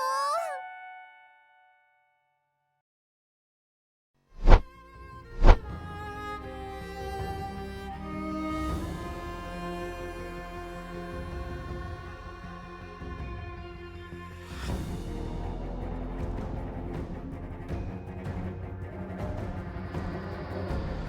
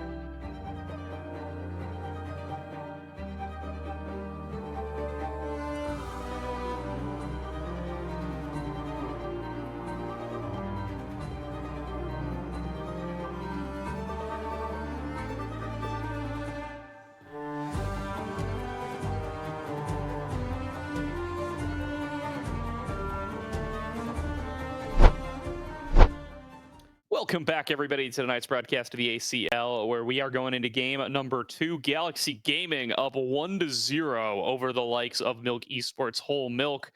Showing up, defeating their seed, started Pool 4, facing off against the Pool 2 team, and doing well so far in tonight's series. What a game out of Karsiak on the Akali to start off the night. Yeah, importantly, winning it up really well, and like you're mentioning, Karsiak doing such an amazing job, not only from start to finish, solo killing Minui consistently, finding really good angles, really being the shining light of the team, but importantly, I think the fact that it was a counter pick and he managed it out so well. Now, this does mean that what would Whole Milk would try and approach? Because I feel like if they now opt into taking blue side, giving counter pick potential for Karsiak is going to be scary, because you know that if he gets a counter pick, he can really make it work. Yeah, as now we're going to get into the second draft. All those champions wiped off the board. See what Galaxy Gaming can do. We talked a lot about the marksman position and how Inori B's pool would ended up being pretty pinched by the fearless aspect of that game number 1. Bans can make that even harder for him. Milk Esports Whole Milk levitate still with plenty of his picks left and available, and he was the star for Whole Milk in game number 1, nearly getting them over that finish line. So critical on every shot from those Void Seekers and all those engage angles with the Killer Instincts. Just made the slightest of mistakes at the very end that ended up costing Whole Milk the win. If he could keep that form going, he looks hot right now. So if he could keep doing it, then they very well could scrape themselves out. Not only a win here, but a win in the series. Yeah, exactly. And that's what you're looking for. One step at a time, get this win here, and then try and get the win in the series. Because now we're in a spot where Whole Milk has to essentially win every game that it's left. If not, they're eliminated. Where Galaxy, they just need that one extra step, and they can try and move forward into the next stage of playoffs. It's close, but it's much better for Galaxy here, because they did win the first game, and having won the first game with so many 80 carry bans is also going to be important into what they are going to be picking now. Like you're mentioning, attacking the pool from Inori B was going to be important, but Levitate is also going to be suffering from the fact that those so many 80 carries are going to be impacted. And yes, he may have a bigger pool, but he still has to look deep into it to be able to find the next champion that he wants to go for. He did hover the Bane the previous game though. Maybe he goes for that once again. A spicy one would be a joy to see if it did end up coming on through. And with some of these picks off the board, curious to see how these matchups change, right? This was a counter pick for Karsiak in game number 1. Yep. Could have the opportunity to go for counter pick again here, has access to R5. We'll see if that's what the priority is going to be. And I think a very quiet game from Phi Mini all around, excuse me. Player who's made some very deep runs in previous ACLs and I think has shown a lot of carry potential over the course of those runs. Curious to see if he's going to be able to show back up in this series, as it was a quiet, quirky game from him. Yeah, even having some mistakes that really could that kind of cost the team the series, because he did die before that dragon fight, or I think it was 4th dragon fight or 6th dragon fight, and that cost him the dragon and also the fight. But then also after that, he wasn't part of the team trying to go into the jungle when Minui was getting collapsed on. And I think those slight things, those differences that having that 5th member could have made, maybe he was the damage that was missing to kill Karsiak, for example, in that play. And those small things really can make or break a series like this. Hopefully he can step it up in the game 2, because that first game left a lot to be desired. Certainly did. We're going to start this draft here before too long. Whole Milk, if they do still have Toasty in the lineup, which I believe they do, they will still be short 1 ban. So they will have to wait out the timer and give up a phase 1 ban. The nature of having to play with E-subs at this stage of the season, it is too late to add players to your roster. So any game they play from here on out with Toasty will be with a penalty or E-substitution. Going to be tough for them if that remains to be the case. I mean, well, it won't make any difference if they get eliminated here, but if they go further and have to continue to use E-subs, that would of course be plenty difficult. See, I remember we had a situation, I don't remember which tournament it was, where one of the teams did E-sub and they essentially lost the bans like 2 games in a two BO5s consequently. I don't remember which one it was though. Yeah, I remember there was like it was a Middle Sticks team way back in early ACL that it was when Boy Wonder came into the roster. I remember they were just like, this guy's our support, It doesn't matter who we had before. We really like what he's bringing to the table, and I think they made a And run it all the worked. way to finals with that team. This was back. We had harsher penalties for eSubs back in the day too. They lost all their Phase 1 bans for this in a non-fearless format. So that's a It tough was time for 5 that games team. But of they made a essentially deep no run. first round bans. Yep. It worked out really well that time. We've become much more lenient. Maybe we should bring back those penalties once again and see Well, I the think the floor thing burn. here's the thing. Here's the sweet spot. Because the reason we became more lenient with the bans is because teams would waive the harsher bans because the harsher penalties. Like because they're like, all your Phase 1 bans is way too harsh. It's like completely killing their draft. I feel like I'm not, getting real practice, not getting real experience here. So they would waive them, and then there would be no penalty. So we're trying to get a middle ban here. Maybe we try 2 Phase 1 bans next season and see if that changes things. Because I agree, it's way lighter than it used to be. But when it's too heavy, people they get rid of it. They pretend it doesn't exist. Yeah, we should be more like Riot now, enforcing the things that we need to enforce until they pay us or something like that happens.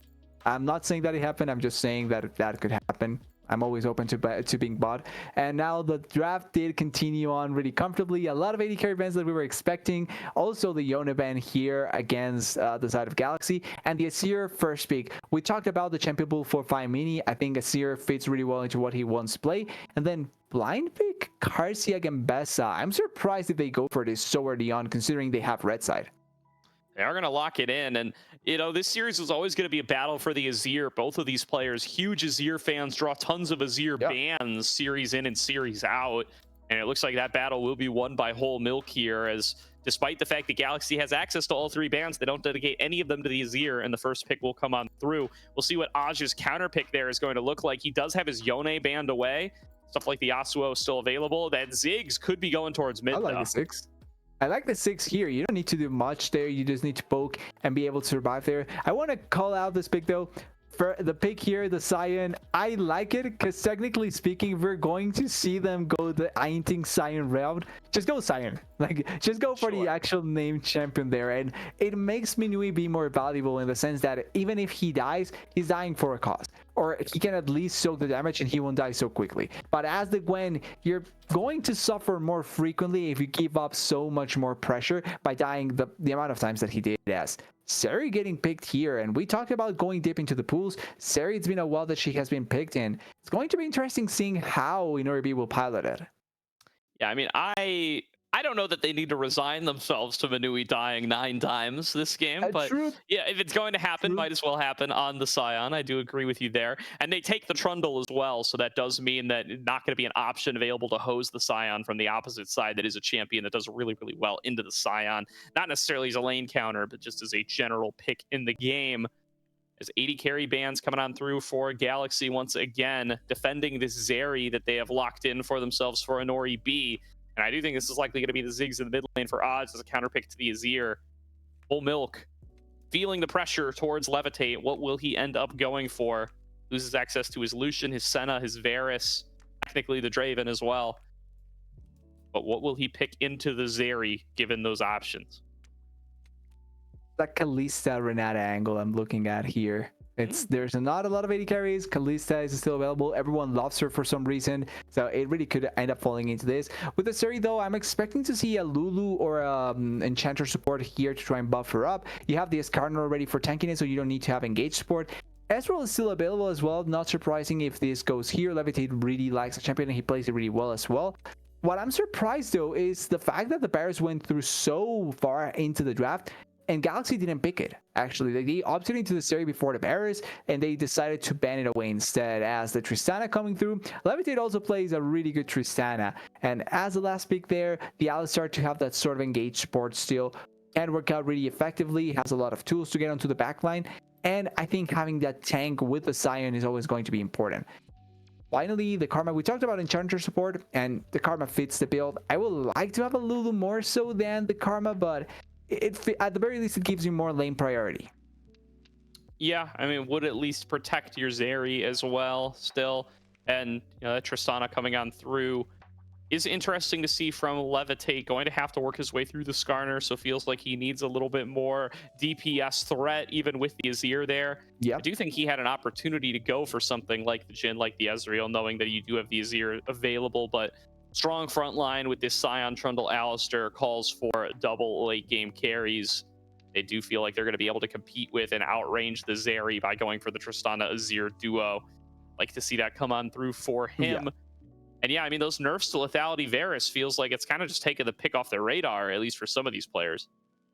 Yeah, making it so that they don't prioritize it as much, it feels like. I still think the champion has a lot of value. I like the attack speed barriers more than the poke barriers, but I see why it was picked more in certain situations. And then looking at what was left here, I think it probably could have been a much bigger choice to go for. Now, there is great turret taking on both sides. You have the 6 and the Tristana to really try and rush down turrets, so you have a lot of control potential thanks to that. And then also the value that you can play with if you're able to get a good early game. Like you can get to objectives really comfortably and then also threaten other objectives, because you can either go for the bigger objectives in the form of the Dragon or the Baron, or you can try and threat the turrets much more effectively thanks to these turret taking champions. Both options available to you.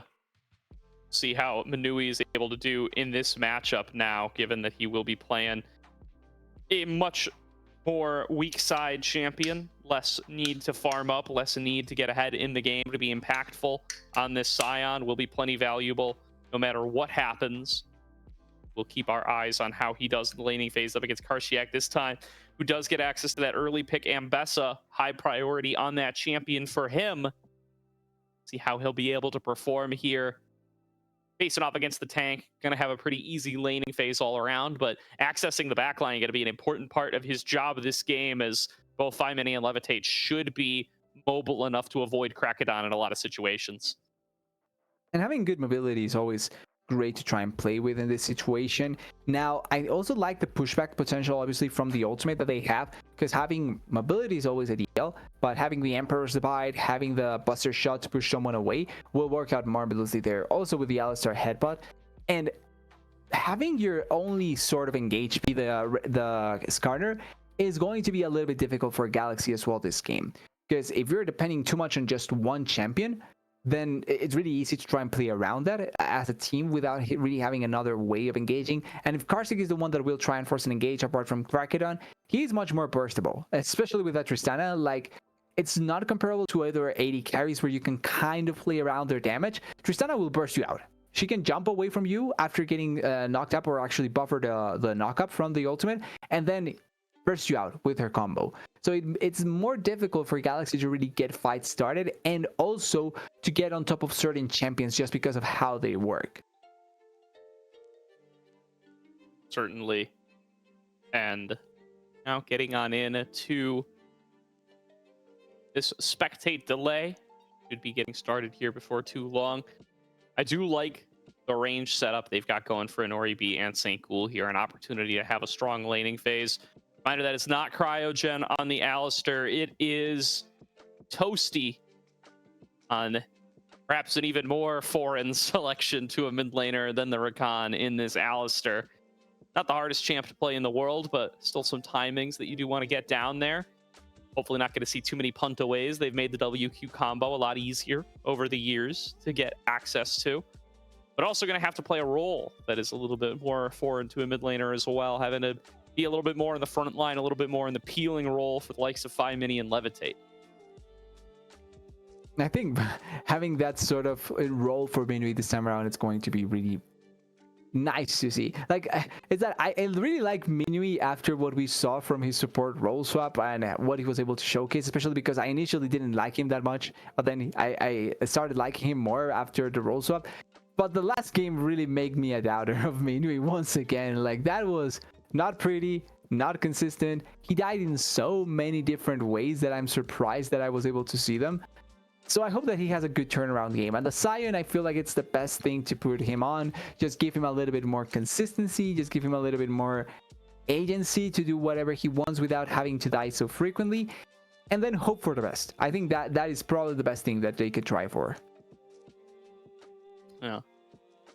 Going to be a real focus in the jungle here from Draxer on trying to be able to make sure that these carries have themselves a solid laning phase and do not just get bullied the whole way through. Double range bot lane makes things difficult. The Ziggs into Azir. Established counter matchup. Azir does struggle against these long range siege mages. The Zareth tech, been one that we've seen busted out at various other times. And with Something's Karshiak worked. having a strong lane into the Scion, a little bit of losing lanes territory if you're not careful here for Milky Sports Whole Milk. I do think Levitate and Toasty should be able to contend in that bottom lane, but early on the push, I mean, going to be a lot of burst fire, a lot of Qs from the Karma, just keeping that wave shoved in could be at risk if others are able to come and join Kragadon on some kind of engage. Which they do have choices. They have great ways to try and force engage here. Once again, they have an Alistar, they have a Scion that they can try and play with. And I think watching Toasty's previous game and then having tools to engage here, it's going to be really good for Milk, Whole Milk, where Galaxy lacking that sort of engage potential with only Kraken really being that, it's going to be scary. And going back to that previous game a little bit as well, I'm at the very least comfortable with what Whole Milk showed in their bot lane. Because I don't think the problem was Levitate or Toasty. I think Toasty played a really good Rakan game, actually. But it's just like when you're not able to close it out, you're going to be facing much more difficulty to really be able to fight back. And you're giving way too much time to the enemy to come back. And that's exactly what ended up happening to Whole Milk. But if they can play similar to the previous game, but this time actually close out the game, Whole Milk should be really comfortable. Definitely. As now going to be loaded in just a couple of seconds. A big opportunity, I think, for Aj to have a strong laning phase here. Did fall a little bit behind in CS in the first game, but all in all, Fimani wasn't able to capitalize with too big of a lead. I think either of these mid laners could show up a little bit more in this game number 2 compared to what we saw from them kick off the night, because we know both of them could be such huge carries for their teams. I mean, maybe it's just going to still be a bot and top centric game, as it sometimes can be in 2025, but would love to see some pop-offs from some of these other names over the course of the night. Yeah, we were talking a little bit about this behind the scenes, right? But seeing teams with players that we have not seen much or that are up and coming is always much enjoyable, because you can see their journey so frequently and see them rise up to the occasion. And it's not like it's bad to see some of the recurring players coming in. Like, it's still enjoyable as well. But like, having more players face them and have to go against them consistently is always a joy to see. And I think that things or players like Karshiak that are coming up like this, or like can really fight against veterans, it's really enjoyable, and I hope that they can keep on doing that in that way. Same as what we're talking with Serenmosity or Season, that two teams that look so promising with so many rookies that it's kind of unlucky that they are getting out, but that can really pull it off if they are able to play in the way that they are hoping for. And not wait to see if those executions are going to end up coming through for these squads. Would love to see getting an actual game number 3 going here. It's been a little bit of a curse for a while. Just curious, we did have a little bit of internet issues from some of the players, so it's taken a little bit longer for us to get into the actual lobby. But we'll have ourselves loaded into the game in just a couple more moments. I mean, game 3 here would be plenty exciting, I think, for both squads. We saw Milky Sports Whole Milk in a winning position for a lot of that game number 1. It certainly felt like they could have taken it for themselves, had just a couple of fights go a little bit differently. Now, putting themselves in a position to, I think, play a more straightforward front-to-back composition could give them the opportunity they need to just have Fimani and Levitate show the talent that have gotten them so much hype in the past and come on up with the win. I'm also kind of excited because it would be one of the first times we've had back-to-back BO3s. I don't know in how long, because actually I don't think ever, because technically speaking we've never had 2 days in a row, and then it's been so long since it's been 2-0 series that it would be kind of a surprise to see back-to-back BO3s from both teams. Would be enjoyable. Would be a change of pace for this stream for certain, as it has been a long time where we have been only really getting 2-game series here on the ACL main stream. Maybe going to be something that changes as we get into playoffs as well. Will be an exciting playoffs run for certain, given some of the teams that we have here, some of the teams that have already qualified over to playoffs. As we can see in this game, there's some big names, some exciting faces that have still yet to qualify and that will be eliminated here today. Definitely going to build into quite the playoffs bracket where still, I think, very open-ended who could take it. Obviously, the top 4 seeds are the favorites, but who among them can come out on top, I think that's for anybody to say. Really dependent. Like, it can go either way or any way for who can be the biggest favorite out of all the teams, but there's a good chance that we're going to see really competitive series, especially because of how the NACL has kind of moved along. I think that we're just getting into a spot where really any team can kind of come up and be a potential there. Like, there's clear favorites, but I feel like the difference between clear favorites and the rest has gone down a little bit. And I think that that's the exciting part about seeing how the ACL ends up going through.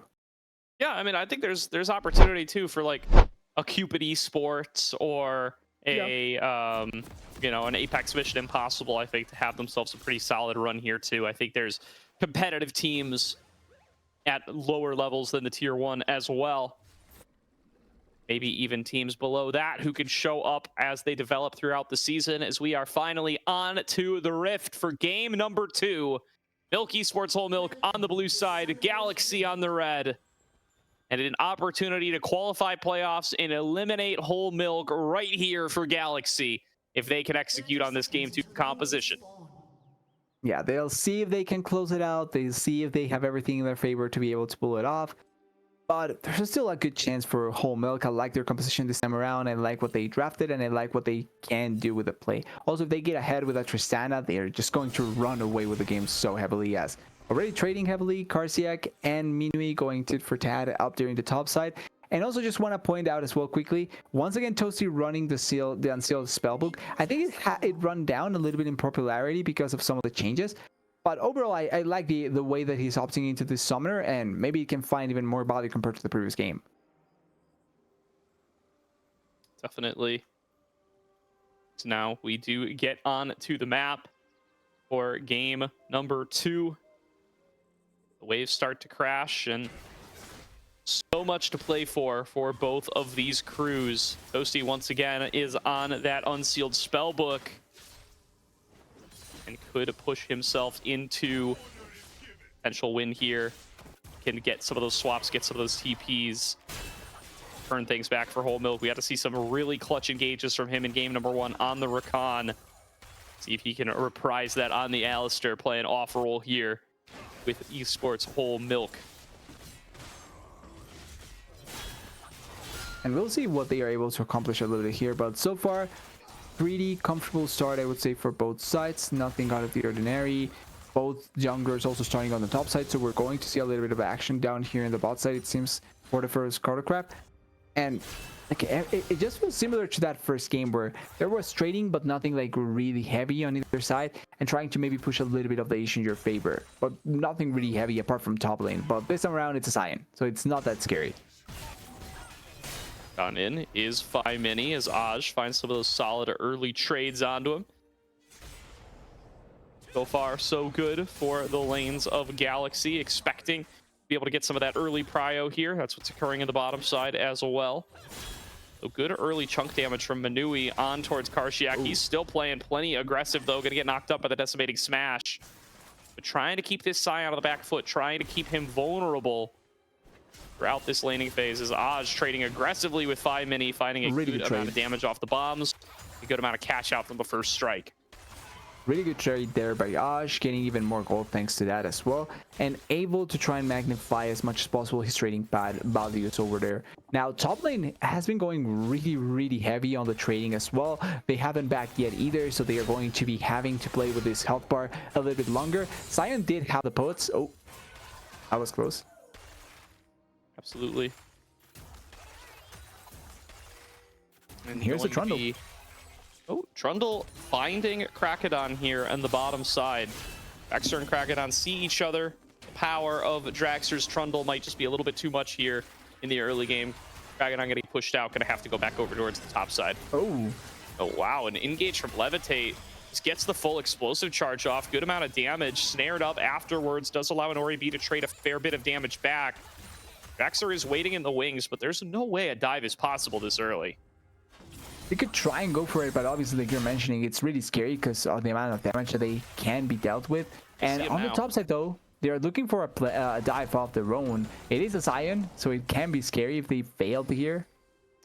No aftershock does make things a little bit tough, and Manui will still be able to clear out the wave. Krakodon certainly needs to be the one to take the aggro here. He does get the stun. He sets up for it, trying to back away, and first blood is secured. Draxler now going for the dive on the opposite side. Nori B trying his best to kite around, gets another shield. Draxler tanks up the aggro. Levitate going to be able to jump away in time. Toasty going to take it back, though, to make it a 1-for-1 trade.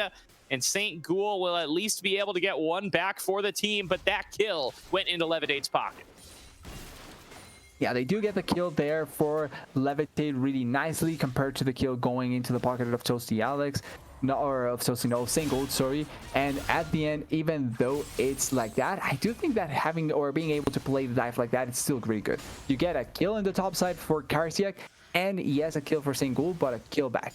You need to be able to get this sort of traits in your favor, because realistically, with how we've seen Galaxy play in general, having an advantage top lane is always going to be more valuable than whatever you give up in the bot side.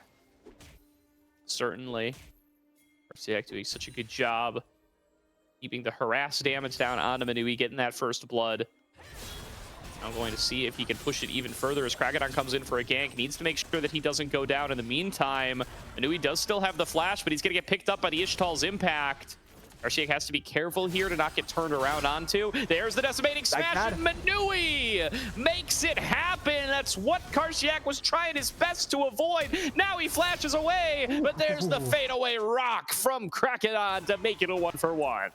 Yeah, important they get the 1-for-1, but this is what we were speaking. They were walking too close to fighting a Sion, and the thing with Sion is that he actually can fight at any point without having to worry that much. So at the end there, they get the full-on value. They will be able to get at the very least a kill back in that position, and importantly, the fact that they are able to turn around the situation means that the value, the kill that they got in the bot side for Levitate becomes way more meaningful.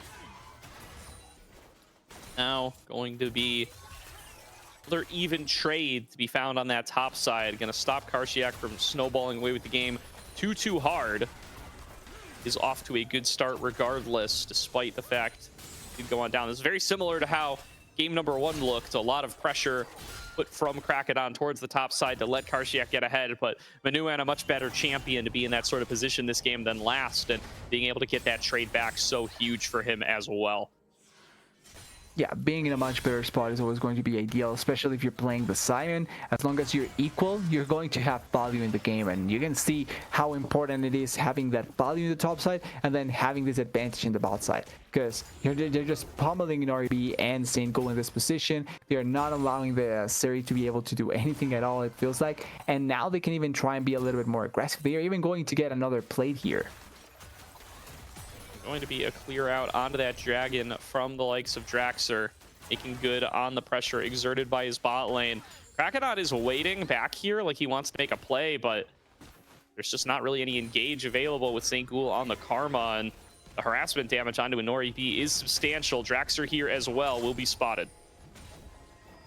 Yeah, they're going to catch Draxler here being a little bit too nosy in trying to help here to Tristana, but with the push, they're going to deny even more minions from the Seri. The Seri is not having the best time of her life here with how the bot lane is kind of going here, and that means that for what they are going to try and do, maybe move around, maybe try and go for the grubs, actually they are going to move around and maybe go for the grubs. Having this Tristana lead is really important. Their best to clear out waves. Aj and Mini. So far, Mini doing a fine job in this lane, I would say. Aj definitely with a little bit of bonus gold from the first strike, as well as the triple potions, the triple tonic. But CS-wise, Mini doing just fine, staying in lane, clearing out the waves. No jungle intervention from either side in this mid lane, so both going to be on pace for where they expect to be at this stage. Levitate still doing a solid job in this bottom lane, and Ori B kind of seeding things a little bit there as he does pick up the cull. And it will be a flip up towards top from Levitate and Toasty as Galaxy looks to try to challenge for this Rift Herald. They're going to keep Karsiak up here for the likes of Galaxy. Yeah, they're going to try and have a little bit more pressure in the way that they are looking for it, and they are more than likely going to get the 3 drops here. First minutes really good coming in on the side of Whole Milk. Really good control of the early objectives, really nice control in general they are having, and not really allowing for Galaxy to do anything at all. I wouldn't even say anything they want, like anything at all. Definitely. Now, going to be a look towards mid from Krakodon, but nothing really to be found here. It is a little bit of a swap up of who is in the dual lane. Arshiak coming up here to lane alongside St. Ghoul. Inori B 1v1 with Manui. Never going to force this Scion out of the lane, but will be a pretty free farming opportunity for him. All in all, I think Milky Sports happy that they've gotten themselves into this position. It stops Karshiak from having too much success in the 1 versus 1. Yeah, it really makes it so that you have to be more careful as Karshiak about how you want to try and fight and how to try and play, and also makes it so that you give more agency, or you get more agency as Whole Milk to do whatever you want. If you want to go for a bot lane play, you can try and start setting it up really early on. If you want to try and go for an objective, you can try and set it up really early on as well. Like, the tools at your disposal are much better because you have more opportunities to make them work out.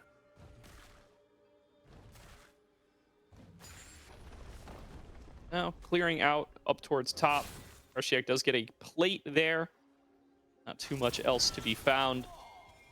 2 minutes to go until Dragon number 2. Been a relatively quiet early game here from both squads. Not trying to get as many of those gank kills they did in game number 1. Aj going to be able to disengage from this potential shuffle from Mini.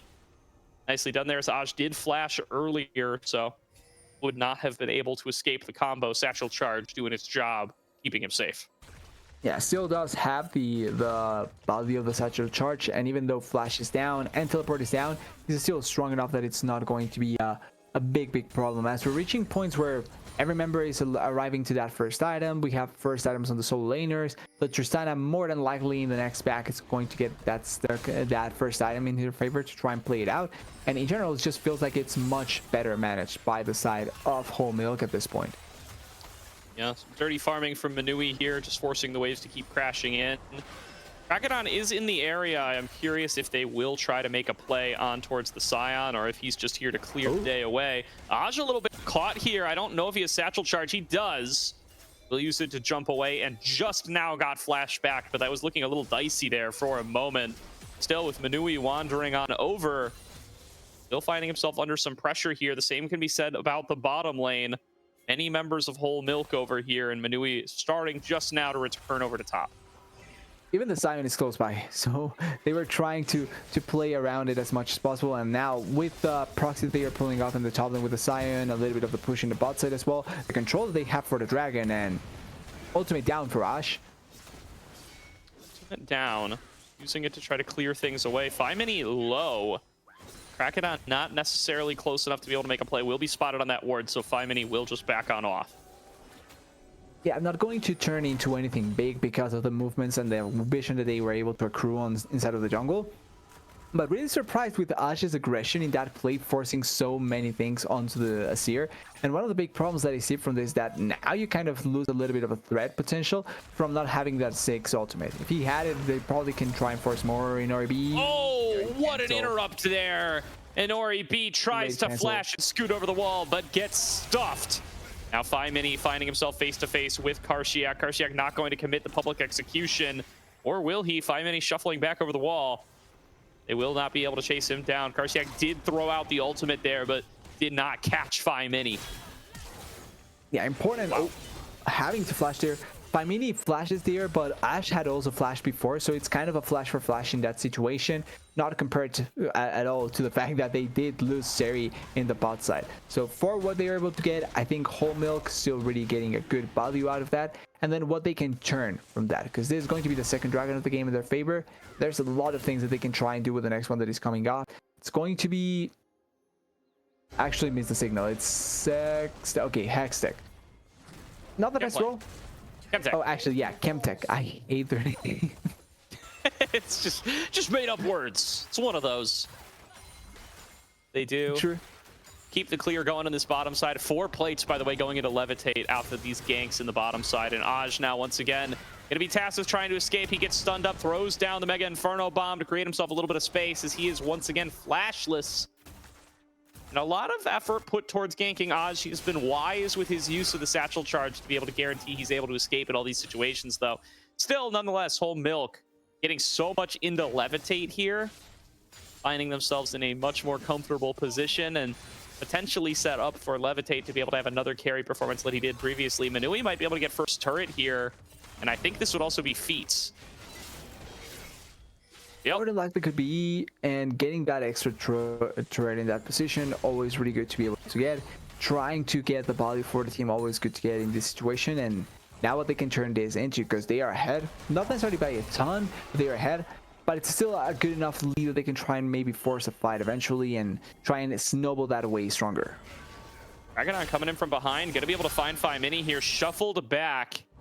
Emperor's Divide, keeping Phi Mini safe, and it's actually a 4 versus 3 up on this top side of the map, with Aj coming back over to continue to clear away mid. Whole Milk not going to look for any more, though. Aj just gets a free time to clear this mid wave. They'll need to be respectful and back on away. Rift Herald could belong to Whole Milk if they decide to go for it. It really feels like they have enough power to be able to control the Ashen with Snow Flash. Aj caught here. Nice interrupt onto the headbutt from the side of Toasty. And now Phi Mini getting collapsed on. They know he's got no Emperor's Divide. He is done for. Karshiak finished off. Aj successfully escapes. Once again, no flash. Perfect timing on the Satchel Charge. Aj is doing a great job of absorbing pressure this game. Yeah, that ability has been used so effectively offensively, or defensively actually, and it means that as Ash you can kind of get a little bit of pressure put into you, and that's still going to be valuable enough that it's not going to be the end of the world. That being said, you probably don't want to be forced that frequently, because you do want to try and get towards a little bit more spiking power with this champion, but in general it's just really good how they are trying to play with it. Yep. And I mean, that time trying to gank Aj, just time spent not doing the Rift Herald, and Noribi nearly gets solo killed by Manui, connecting that unstoppable onslaught. And I mean, that's a bunch of alone time for Manui on this bottom side.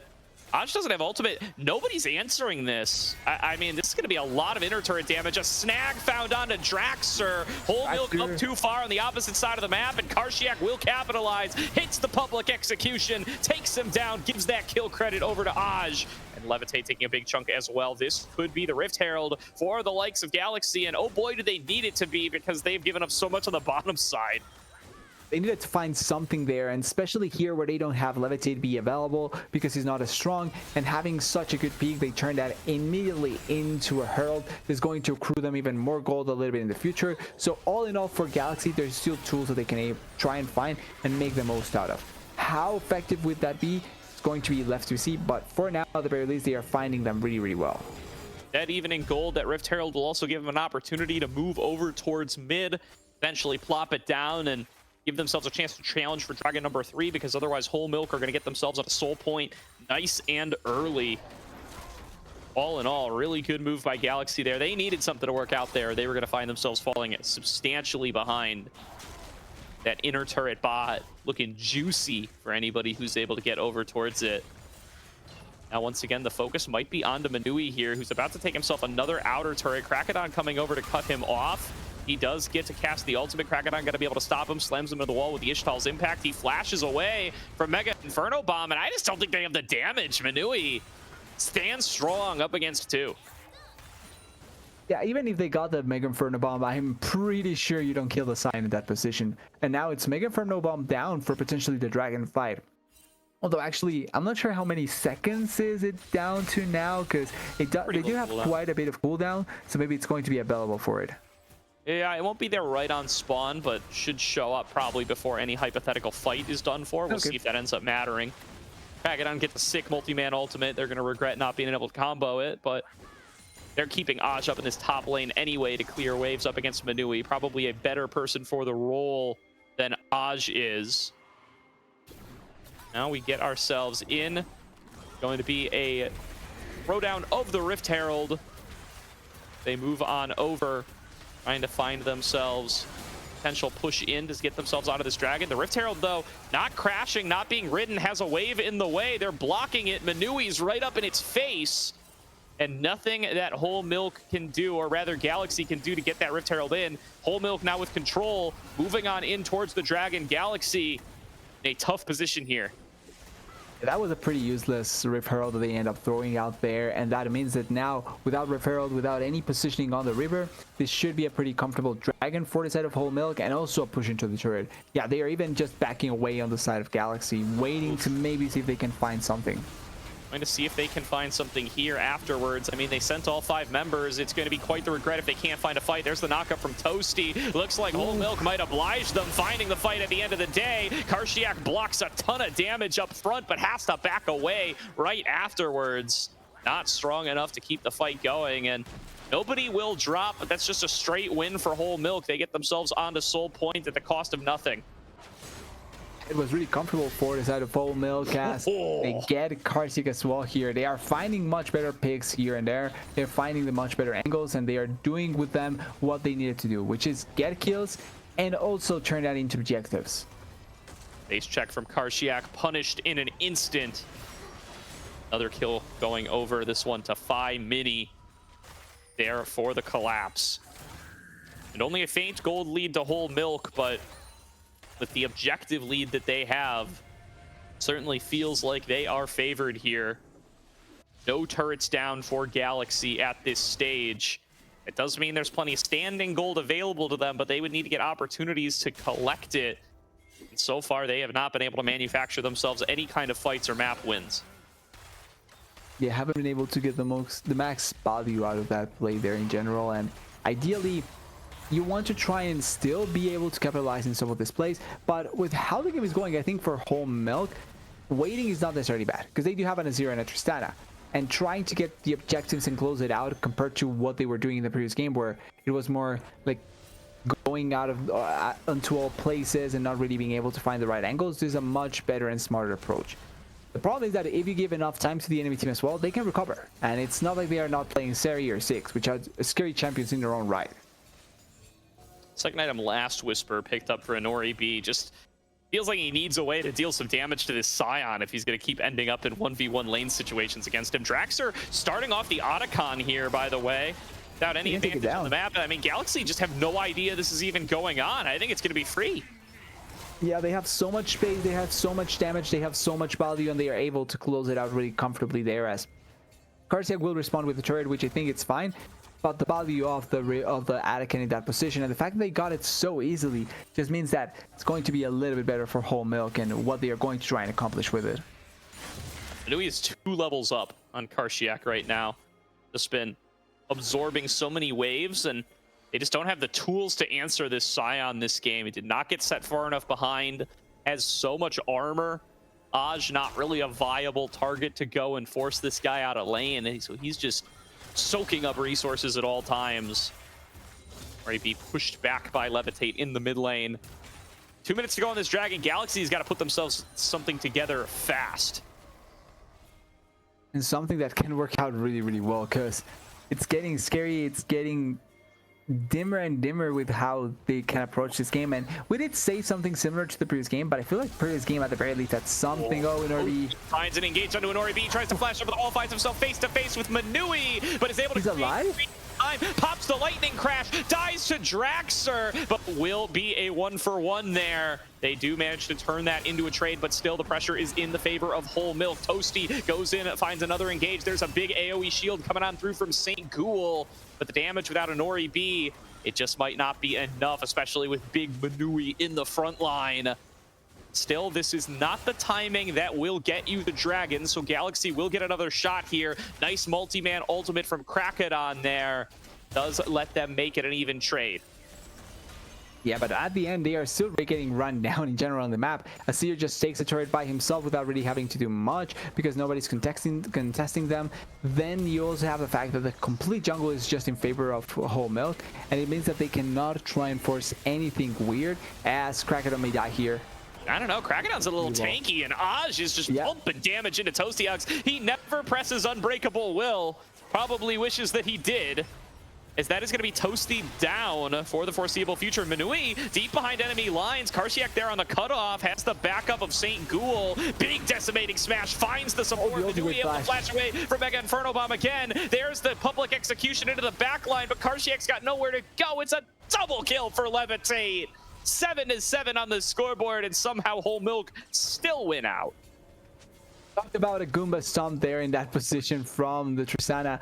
That being said, it's not going to be enough. It's not going to be big from Galaxy to be able to turn around or try and force that fight. And that also happens with 11 seconds to go for Dragon. The fact that the Dragon is now going to come down here, they have a pretty free chance to take it. And also force Elder is going to be so big for the side of Whole Milk. And they are already starting it. Like, they don't even need Tristana. They have it here. They can take this down quickly.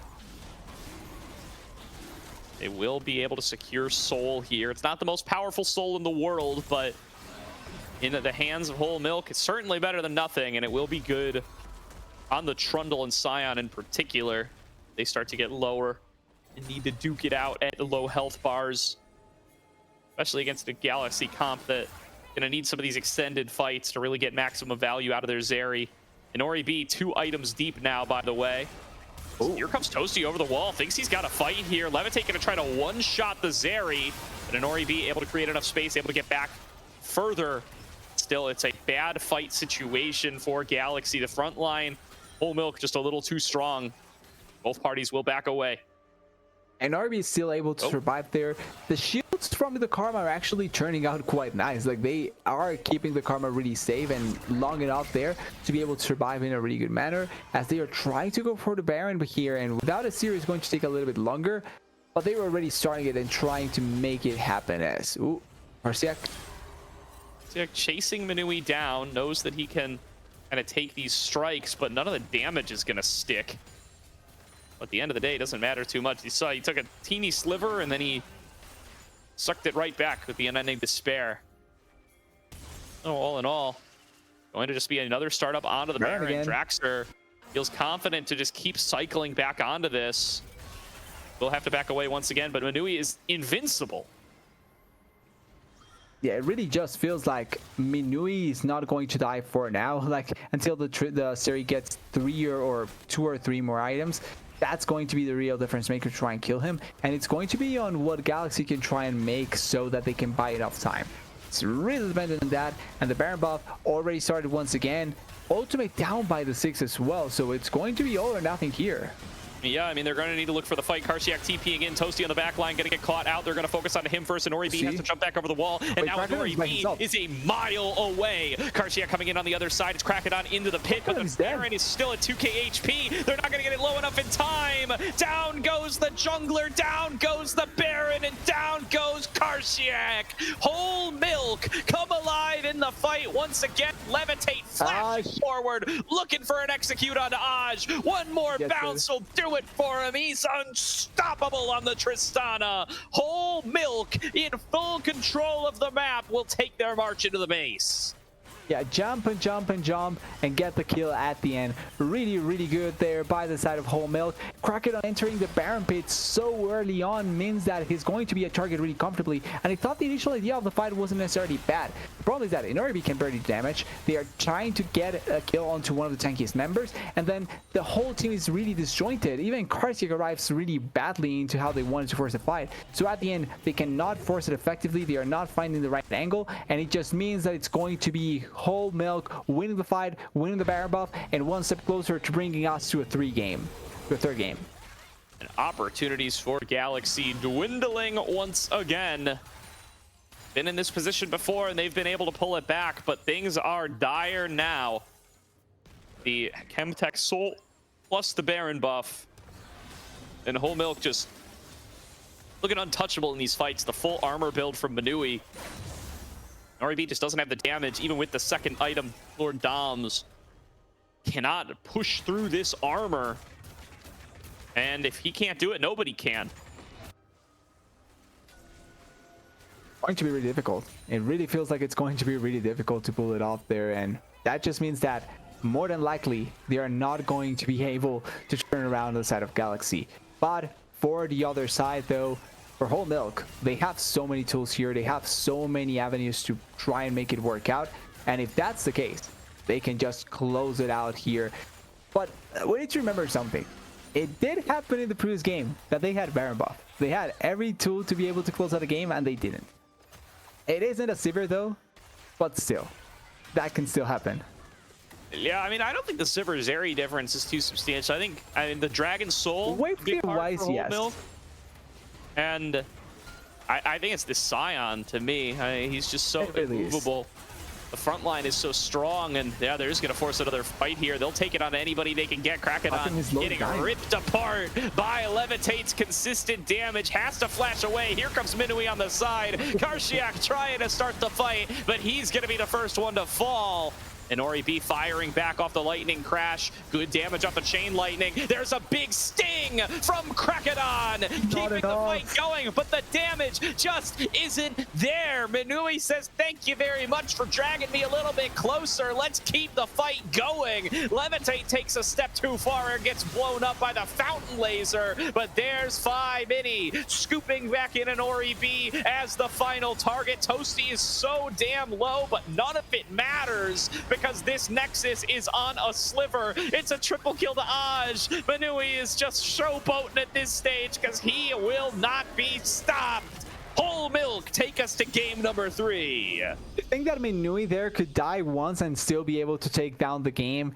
It's something that could have been hilarious, but realistically, that was game over at that point. Yes, you get the shutdowns, yes, you get the kills, but the game is going the side of Whole Milk, and you have to give huge props to how they play that game. I feel similar to how the previous game went, but the biggest difference here is, first of all, Minui not being a consistent dying factor on the side of Whole Milk is huge, and then for team fights, just enabling Levitate to be able to play the team fights is always going to work out much better. And the fact that they consistently were able to allow for Levitate to get space, that they were consistently able to give the resources to Levitate to carry the game, and they always kept Karsiak down without really allowing for them to find a good angle, was so important for the side of Whole Milk.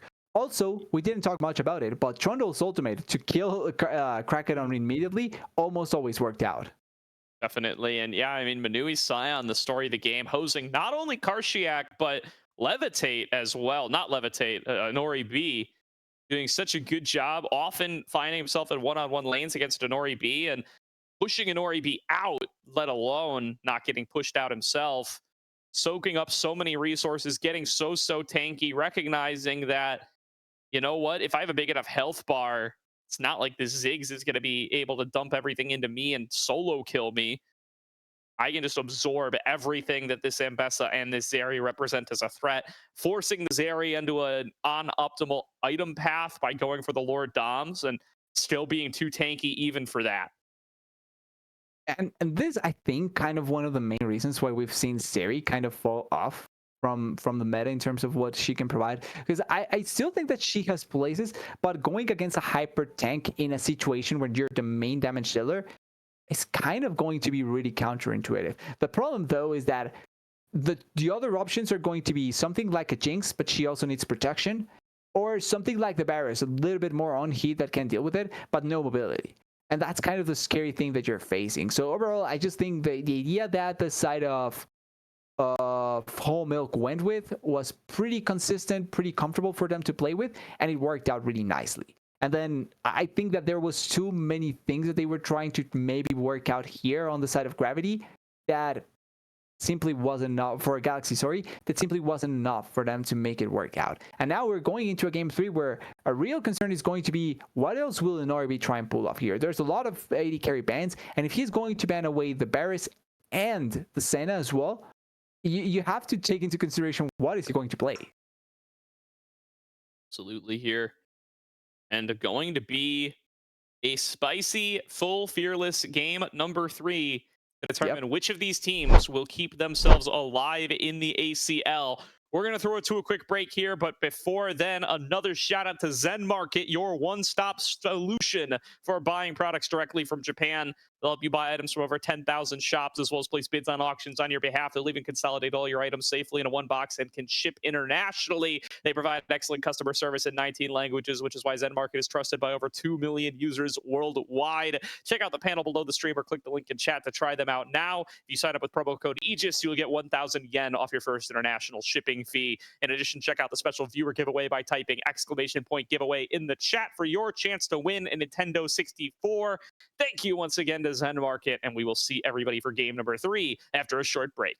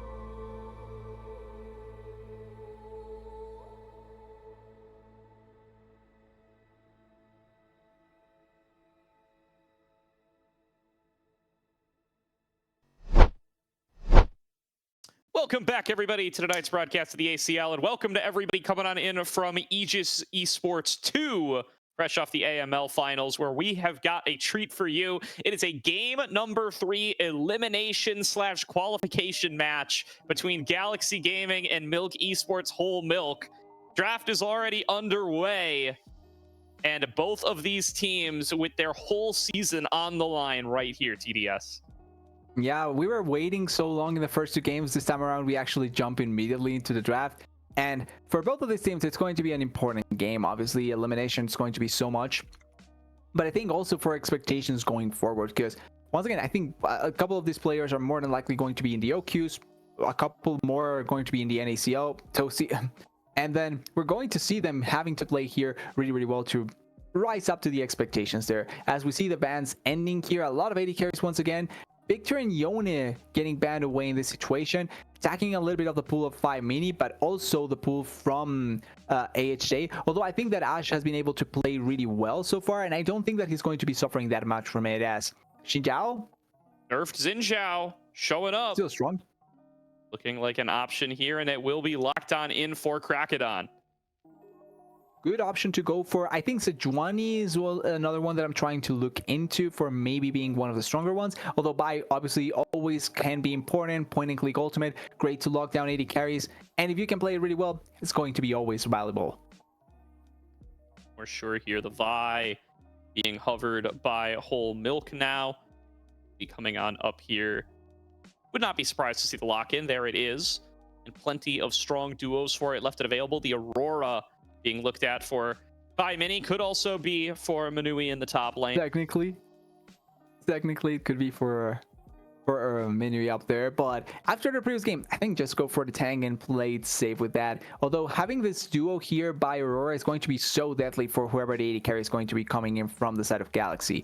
As the pool did shrink, there's still going to be a couple of good options. I like the Saya here for the safety that it provides. Rakan is out of the play though, but I think that you can go Saya and something like a Leona or a Brum here to maybe try and play with that protection as well, and that way try and have a lot of body off of that. The way though, it's not a bad option, but I'm surprised that you're opting for the way here with the buy available and now the Rumble as well getting picked. It's been so long since I've seen a Rumble. Yeah, I mean, it's stronger on red side now than it used to be, fresh off those recent changes, and is been a favorite of Karshiak's. Is kind of going to be a takeaway here, and it is a strong duo alongside the Vi. So Manui going to be piloting that Rumble. Aurora certainly going to be in the hands of Phi Mini. Way is the pick for Aj. It's another champion that he has gotten a lot of reps on throughout this split. Now, what will the Phase 2 bans hold? They ban away the Galio, trying to guarantee a strong matchup topside for the likes of Manui. But Karshiak should know this champion like the back of his hand. It has been a favorite of his all season long. He does lose his Riven, too. Yeah, that's a lot of focus for Karshiak, but I think he deserves it. Certainly, so far has been one of the highlights of the side of Galaxy. So attacking his pool is going to make a lot of sense. And then Levitate also getting the attack here with the Jinx ban. Potentially another ban here. I don't know why, but I'm thinking Vayne is going to appear out of nowhere from Levitate. There's still a few options, but a Vayne just seems so likely. Although the S-Roll, the Jhin is still available. For sure here. Jhin been a big pick for Levitate in the past. I do think it would take away a little bit of autonomy from him when he has been the best performing player of Whole Milk tonight. I think neither of us would challenge that in any way. So would like to see him on something where he could put his carry pants on a little bit more. Aphelios could be in that category. Would love a Twitch. Wouldn't mind an Ezreal. I think there's a lot of options available to him. Not of misfortune. I like Aphelios. Yeah, I'm fine with Aphelios. We saw it yesterday. It actually worked out really well for Zero Animosity. I think it was Inferno. Was it Inferno Dan or was it actually the other carry? I'm sorry if I'm blanking on his name. I think it was Inferno Dan. Yeah, Inferno down playing the fellows. It wasn't him, it was Franco. Yeah, so we did see it yesterday and it did one. So I think a pretty good champion with the right pairing, and your living counter pick for Toasty here can be really nice. Now the Leona on the other side getting picked here, and for Karshiak as a counter pick, he does have certain tools that he can go for, but there's a lot of top lane champions that have been taken away as well, both picked and banned. And technically speaking, the Aurora is one of those champions that you can also go for against the Rumble that has been taken away. So is that a Viego or Xinjiao? Yeah, I think it's Xinjiao top, the Strompist special. He did this on UCI in That's going to be Seagull this exciting. year. I'm hyped for it if it is what is going to end up coming through. That's my guess. Yeah. We won't know for sure until we're through the draft. Braum going to get locked in. For those of you who are just joining us, by the way, this is Toasty support for Whole Milk, locking in the Braum. Why not? He will be here to support his boy Levitate, block in some of this incoming damage, especially from the poke-focused way. And oh boy, I mean, this is spicy on 2 levels, right? Whether it's a solo lane Viego or a solo lane Xin Zhao, I do think it's probably a solo lane Xin Zhao. I think it's Viego for Krakadon. If it does end up being the Xin Zhao for Krakadon, then this is the first solo lane Viego I've seen since like release Viego. Remember when Viego first came out and he was a mid laner? So hilarious. I miss those times. I like playing Viego mid. Long. I like playing Viego mid. It was more enjoyable. But then they killed him. I mean, I see somebody in Twitch chat says that he's seen Karshiak playing Viego top. I don't know I if can I get buy that. that. I can get behind that. I'm All fine right, with that I'm skeptical, if it happens. But to be fair, I mean, the only reason I think Xin Zhao top is a thing is because Strumpus played it for UCI, and Strumpus played a lot of things that are not things on UCI. So True. That's also true. But if it works, it's going to look great. That being said, putting all your marbles onto either Xin Zhao top or Viego top is not only ballsy, but also it's kind of surprising because this is the last game potentially of your ACL season, right? And putting it all on Karshiak makes sense. Putting it all on a Viego or Xin Zhao top is where I'm surprised at. And what makes me think that I'm not sure if Galaxy is going to be fine with this, because I think just Whole Milk's composition feels much more straightforward. I really like the Braum as well for the disengage potential. There is going to be a bit of a problem in terms of the range just because of the way, but the point and click ultimate from Bai, point and click or the follow-up ultimate from the Rumble, and the way that they can play around this is going to be much more effective on the side of Whole Milk, and that just can win you out this series really effectively. yeah, I'm looking on in 25-16. They removed the bonus damage to monsters and increased the healing against minions. So they did kind of shift Buff a him little up. bit of Viego power back towards mid lane, or lane in general. So, I mean, maybe Karshiak has got something cooking here. The sustain is substantially better. Still not quite as good as it is against monsters, but if you think about, like, historically how good Viego sustain has been against monsters, it's about 60% of that. And then, Yeah, of course, the Viego healing against monsters is now lower than it used to be as well. yeah, overall, it just makes much more sense to potentially see it in the top lane. Although, I feel like that has been a thing where even with those changes, people just throw it in the jungle because they know to play it more in the jungle than in the top lane. But it's going to be an interesting choice to go off of at the end there. And just speaking of what the value is going to be off of this champion, right? It's really going to be dependent on the resets that you're able to get, but also in what he's able to do in the 1v1. I'm meaning for both champions, because realistically, they are not picked for team fighting prowess. They are picked for what they are capable of doing in a 1v1 situation and also skirmishing situation. If they are able to find like good picks and then turn in or get the resets or the values going, if you're the Viego or if you're the Xin Zhao, to get the knockouts and the ultimate value to deny the Philios from really bursting you out, or same for the Rumble, then there's a way to play around it.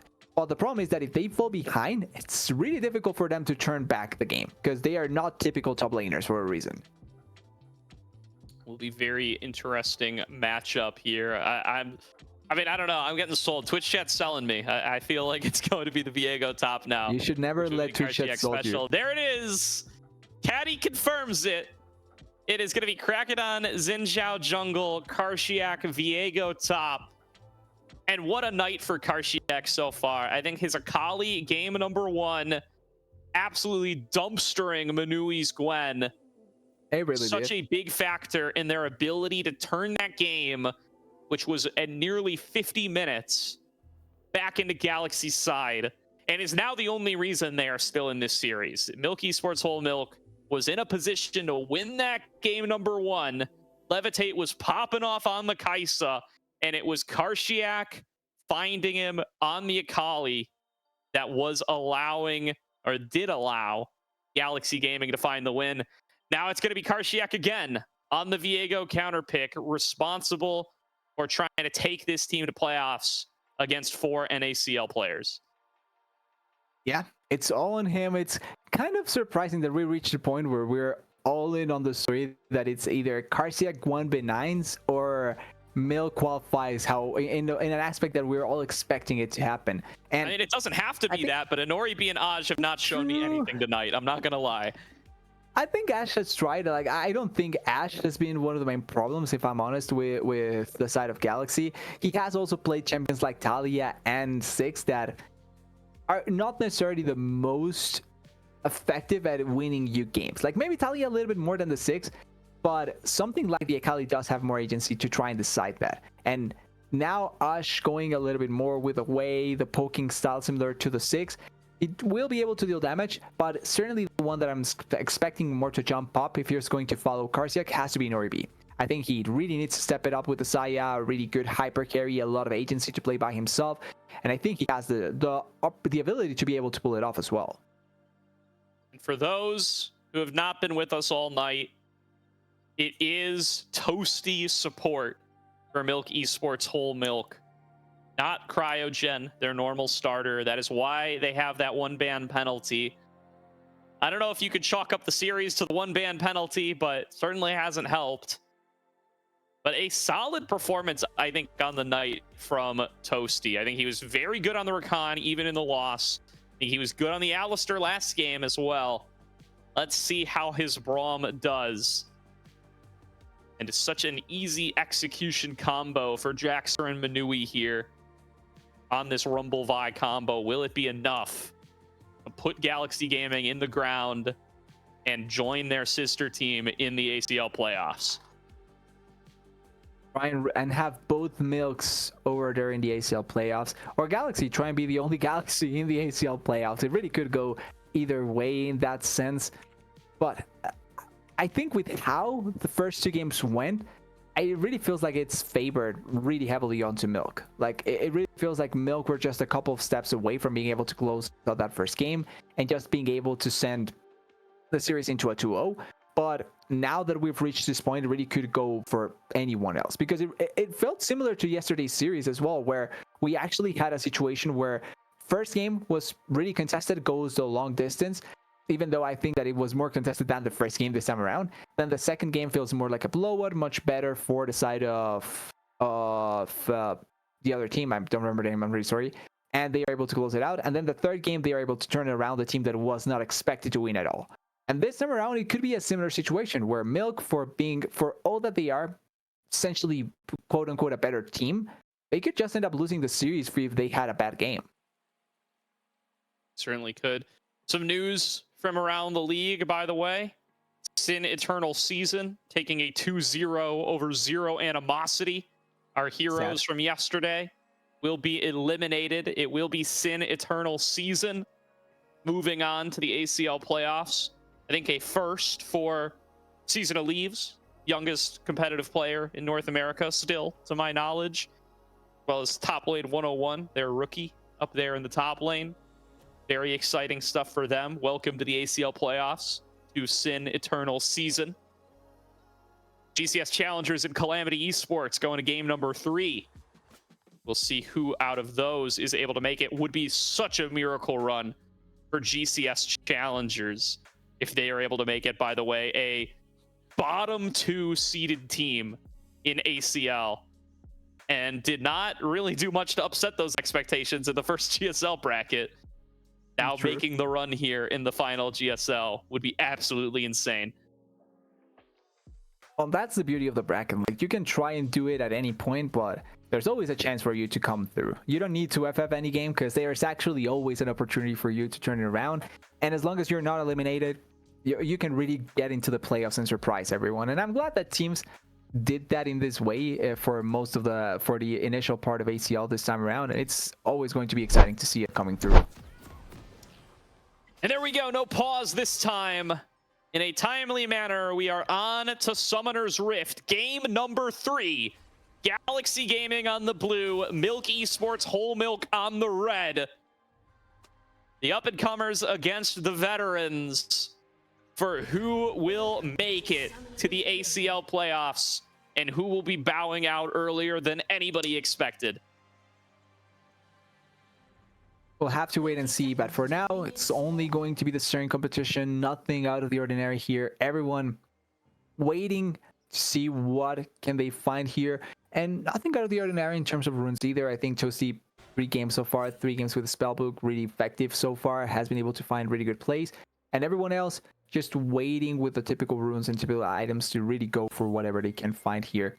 Now, for how I think the side of Whole Milk wants to play this, I want to see Draxler put a lot of attention towards the top side here, try and put pressure onto Karsiak so that he cannot do what he wants to do, as Krakodon gets a little bit of the vision. A little bit of exchange of blows here as everybody's starting to collapse into this top river. Karsiak might be the one furthest out of position, takes a couple of harpoons to his back.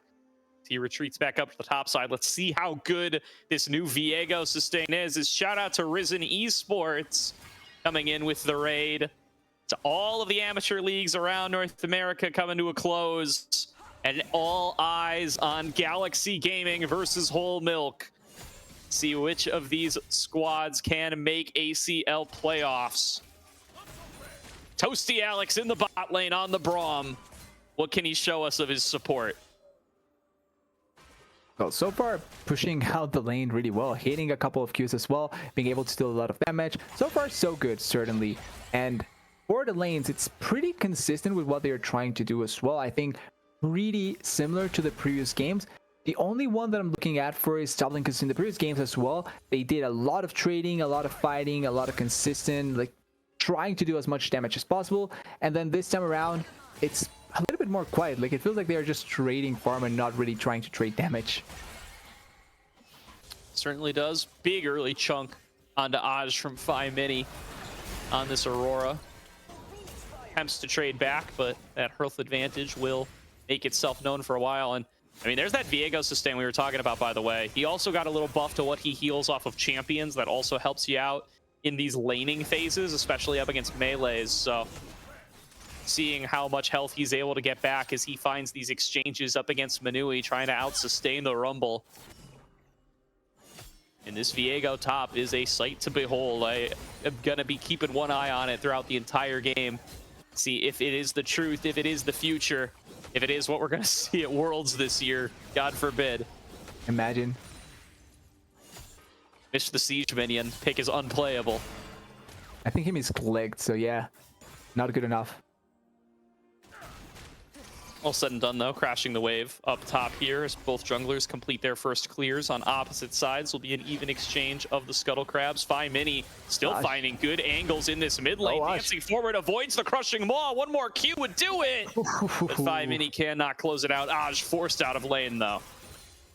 Yeah, able to push him away. He still does have the teleport, but the damage has been dealt, and he's going to be able to, at the very least, open up a little bit more spaces. Draxler coming for the dive here really early on, trying to shut down. Oh, Inori B gonna force that cleanse out of Levitate. No, that was the feather pull, though. Still, they have to pull off of the play. Ooh. Levitate is too low. He would go down to St. Ghoul's damage, and Draxler will have to call off the play. Meanwhile, he's losing topside camps to Krakodon. Yeah, able to give space here for Krakodon, able to give them a little bit more opportunity for Krakodon to farm here, and really curious how Levitate ends up being the one that tanks all the turret shots at the start of it. I understand the idea of why they are going for the initial dive, but the problem is that you're playing really early on with an Aphelios and a Braum. They are not necessarily the tankiest champions, neither is Draxier. So trying to force it is really weird in that position, as Minui engages on Krakodon, but he's taking way too much damage. Yeah, going to be Krakodon falling a little bit lower here. It's a full-on 2-on-2. Great flash from Krakodon. Avoids the Vault Breaker. Gets back in over the wall. Manui has to flash away. Can they turn this back onto Draxler? Both mid laners looking to get involved. Spectral Maw does not connect, but there is the severing bolt from mid lane to turn it into a 1-for-1, but Karsiak is stuck. Nowhere left to go. He'll fall down. It's a 2-for-1 to Whole Milk. Good heal there by Ash to be able to get that initial kill and able to get the reset for Karsiak, because I think Karsiak was about to die as well in the process, as Phi Mini takes a big chunk there. But overall, getting more gold value, getting better kills, and also starting really good for both Phi Mini and Draxier is always going to be important in this sort of composition that has so much point and click and ultimate value from both of the mid laner and the jungler. A hard-fought battle in the top side will favor Whole Milk ever so slightly. Still gold on both mid laners, plenty valuable for both of these champions. Bot lane gets to be on an island for the first time in a while, and Levitate and Toasty are doing quite well in this laning phase. They find themselves nearly 2 waves up here. I don't know what's been going on, but perhaps partially that attempted dive. So many resources missed by NORIB. Well, they committed way too much to try and make it be as valuable as possible, and at the end it doesn't turn out like that. So ooh, Minui at level 6 from Minui, kind of cutting off Karshiak. He's got nowhere to go, and he'll be solo killed. Minui coming alive in game number 3, finds the solo bolo against Karshiak's Viego. Yeah, finally for the first time it seems that we're seeing Minui not only be able to survive and play the tank, but now he's actually playing the carry really well, able to get the kill in that position. And it's also a little bit of virtue coming in from the Rumble. Obviously, Rumble always able to provide you this sort of position that you can not only get damage out for yourself, but just essentially be able to fight almost against anyone. And that first kill that he got as well before, or that initial assistance that he got before, really enabled him with the way that the wave was pushed and the way that he was now positioned in lane to really get the kills. Really good start for Whole Milk in general. Even with that botch dive, it's just working out much better in general for them. They even send Minui with teleport down here bot side, trying to play for the grubs, but there's not going to be a teleport in response from the side of Galaxy either to try and stop this. Yeah, I think they're just trying to keep up the tempo here, sending Levitate straight up here, but here's going to be a catch on towards Krakodon, maybe caught with his pants down a little bit, has no backup over the wall. Here comes Karshiak, cannot find the CC on a 5-mini, and he dances away with the Between Worlds. Whole Milk on top of things the whole way through, and Karshiak at risk of going down here. Toasty Alex in for the backup, connects the ignite, and Karshiak is done for now. Will he choose to die to Toasty? Dodges out on another Vault Breaker. Meanwhile, 2 versus 1, and NORIB and St. Cool managed to take down Minui. Hey, all in all, they do get a kill down there in the bot side. They kill Karshiak, yes, but Karshiak was so low already. He bought so much time, and it also went to Toasty the kill. In comparison here, it's NORIB that gets the kill for the side of Galaxy, and they are also able to push and get a little bit of plating in their favor. Pretty sure it's just a committal from the Leona, normal committal that happened down there, because no flashes were burned, and Minui didn't have flash either, so it was just a comfortable attempt there. Definitely, as now we get ourselves into a game state where Whole Milk have got themselves about a 1k gold lead. They got themselves the first dragon. They were set up for the grubs, but got a little distracted by the action in the jungle, so the grubs will stay alive. Might see another fight for those before too long here. A 2-0 start for 5-mini on the Aurora. This might be what we were waiting for from the mid laner, who was a finalist in ACL last fall when he last competed. That is part of what earned him that spot on Apex Mission Impossible, that team that ended up qualifying for the NACL. Looking for that return to glory here in ACL, but the first step of that will be requalifying for playoffs. Karshiak finding the jump here onto Toasty Alex. Still level 5 on the Braum, taking a boatload of damage, with 5-mini able to return fire with the 2-fold hex. And they will back on off. Yeah, taking a little bit too long to dive there, though, as Toasty Alex, and they are trying to dive Minui here, but Equalizer pretty comfortable to try and push away from them, and also tanking a couple of charge shots, not the most ideal thing for the side of NORIB and the same goal, but it's looking like it's going to be grubs for a little bit of pushing power down there in the bot side. And Galaxy really hasn't been much, or hasn't really put much attention into trying to stop the grubs all series long. It felt like Whole Milk is the one attempting to go consistently for them. And again, it's Whole Milk playing towards the top side. Minui left on his lonesome, did get killed last time he was doing this, but a couple of plates will go over towards NORIB, and St. Ghoul doing work to put NORIB back into the game after he was a little bit behind in the early stages of the lane. Will be grubs towards Whole Milk, though. One more objective would secure them the feats of strength, and they are looking for a dive on a Karshiak here. He's had the fancy feet throughout this game, but it has not been enough to keep him alive. Now in a 3 versus 1 dive, soon to be yet again. What can Karshiak do? NORIB will be able to secure that plate. And it was Karshiak jumping out, getting back in deep into the lane. He's gonna have to abandon his turret, but it does look like he managed to stay alive, TDS. Yeah, he's 0-3. I take every bit of his survivability is more valuable than anything he has done so far. So certainly really nice that he's still staying alive. They are going to lose the turret up there in the top side, and Minui may die here actually. Yeah, I love this play so all much. alone, executed, and St. Ghoul will stay alive. They're going to need that because top lane is going to hell for Galaxy. Mid laners exchanging blows back and forth. The turret did fall, but it will be traded. Those feats already taken. And oh, the interrupt doesn't come through. Nearly fired at him is Karshiak, but going to have to let that fish go. I really thought he was going to catch them off guard there. That being said, in that play, I like the fact that they are able to trade it like that. Because, yes, you're losing turret in the top lane. Yes, you lost a lot of plates through the Philios. But you get a kill on the bot side. Perfect dive, by the way. And also, importantly, you get the turret anyway. So you're getting turret, you're getting a kill, and your top laner survived in the process. All in the meanwhile, yes, he's taking back a little bit of the farm that he lost because of how he was playing that. I think for Galaxy, that was such a perfect play that they went for. They are still behind in CS, yes. But the value that they get in gold, but the value that they get in general is still really, really good. And Inori is starting to become the carry that we want him to try and be for this series. 2-0 at this point. Oh, 3-man down. He's going to need to be. It's certainly not going to be Karshiak, although a good performance from Aj this game so far. Yeah. The same can be said for Phi Mini, who is looking for a collapse on towards Inori in the mid lane as we speak. 3 members bot going to be fended off by the presence of Krakodon. Now deep into the enemy jungle. Let's see, there could be a pick going on here. Toasty behind enemy lines. Here comes the ultimate, but it's going to be dodged away from by the Featherstorm of Inori B. There's going to be a big feather pull, getting damage onto Phi Mini. Toasty Alex isolated away between worlds plus equalizer, but none of it means anything as Krakodon gets into the back line. Oh, one shot on the Phi Mini. Resets coming on through for Karshiak. Flashing forward, looking for Levitate, but Toasty Alex will be the target instead. Levitate was able to kite it out and take down Karshiak, but it's a win anyway for Galaxy as they get the fight 3-for-1.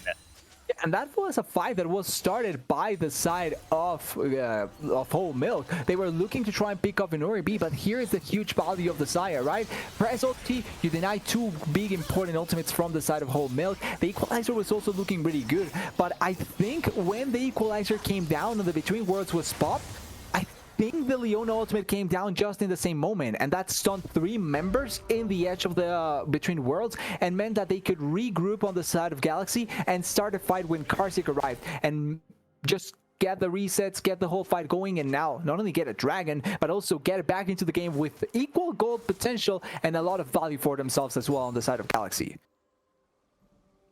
So much value there. Galaxy pulling themselves back into the game from the brink, where it looked like Whole Milk were starting to run away from it. Inori B and Aj getting plenty more gold into their pockets. Karshiak coming up with his first kill of the game as well. Putting gold back where it needs to be. Big move by Krakodon in that fight too, creating a lot of space, launching himself in with the Crescent Guard. And now Phi Mini might be a little bit caught here as well. Going into the Between Worlds, will be able to jump away.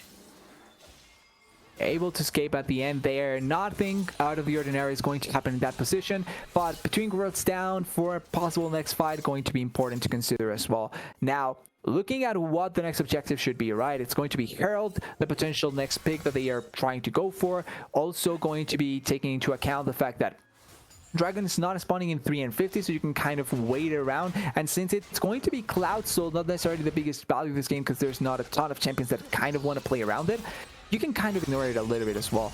Oh, Levitate. Player just going all in on a Levitate, not quite getting the root onto the carry, but they will get it onto Toasty. Follow-up stun found by St. Ghoul, half health for both, and a dodge away from the Moonlight Vigil or Inori B to keep himself safe. Ultimates traded back and forth. Health bars lower for Whole Milk. They still are really strong on the side of Galaxy, where they can just walk forward onto Inori B, blow the clans away, and then be able to fight it out. Close but no cigar for Galaxy. They do get control of mid lane for their efforts. And Rift Herald spawns. It's going to be a startup for Galaxy, having shoved it in that mid wave. Do think this should go to them uncontested. Draxler's on the other side of the map, but he is making a move upwards, and they have not started it up yet, so perhaps could be time for some fighting. still a lot of angles here. The vision control pretty equal on both sides, so it's not like it's going to be given up in space for either team. Also, with what they're trying to set up here, not going to work out. There's already way too much clear on AHJ. But also another thing that I feel like we haven't seen much is setups for Atacants, where you try and set up for dragons. Ooh, 5mini. Ooh, going up so far, looking for the solo kill on a 5mini. Might get punished by Draxer, though.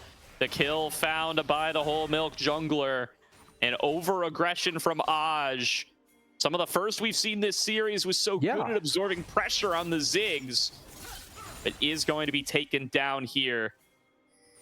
It feels like maybe thinking that he could get the kill this time around, and that's why it ends up being forced like that in that situation. Ooh. Nice equalizer. Slows up an Oribe and Kraken Cool left out to dry a little bit here in the 4 versus 3. They're going to pump everything they have into the Leona fight. Yeah, he has arrived off the TP, but back in is Kraken. Crescent Guard doing so much to keep him safe from the damage of Levitate. Draxer gets back in, connects the Vault Breaker, and the kill on the jungler will come through for Whole Milk. It's a 1-for-0 for them so far. Aj arrives off the TP, but no fight to be had. Whole Milk make a pick, and this should make the Rift Herald plenty easy for them unless there's a follow-up fight.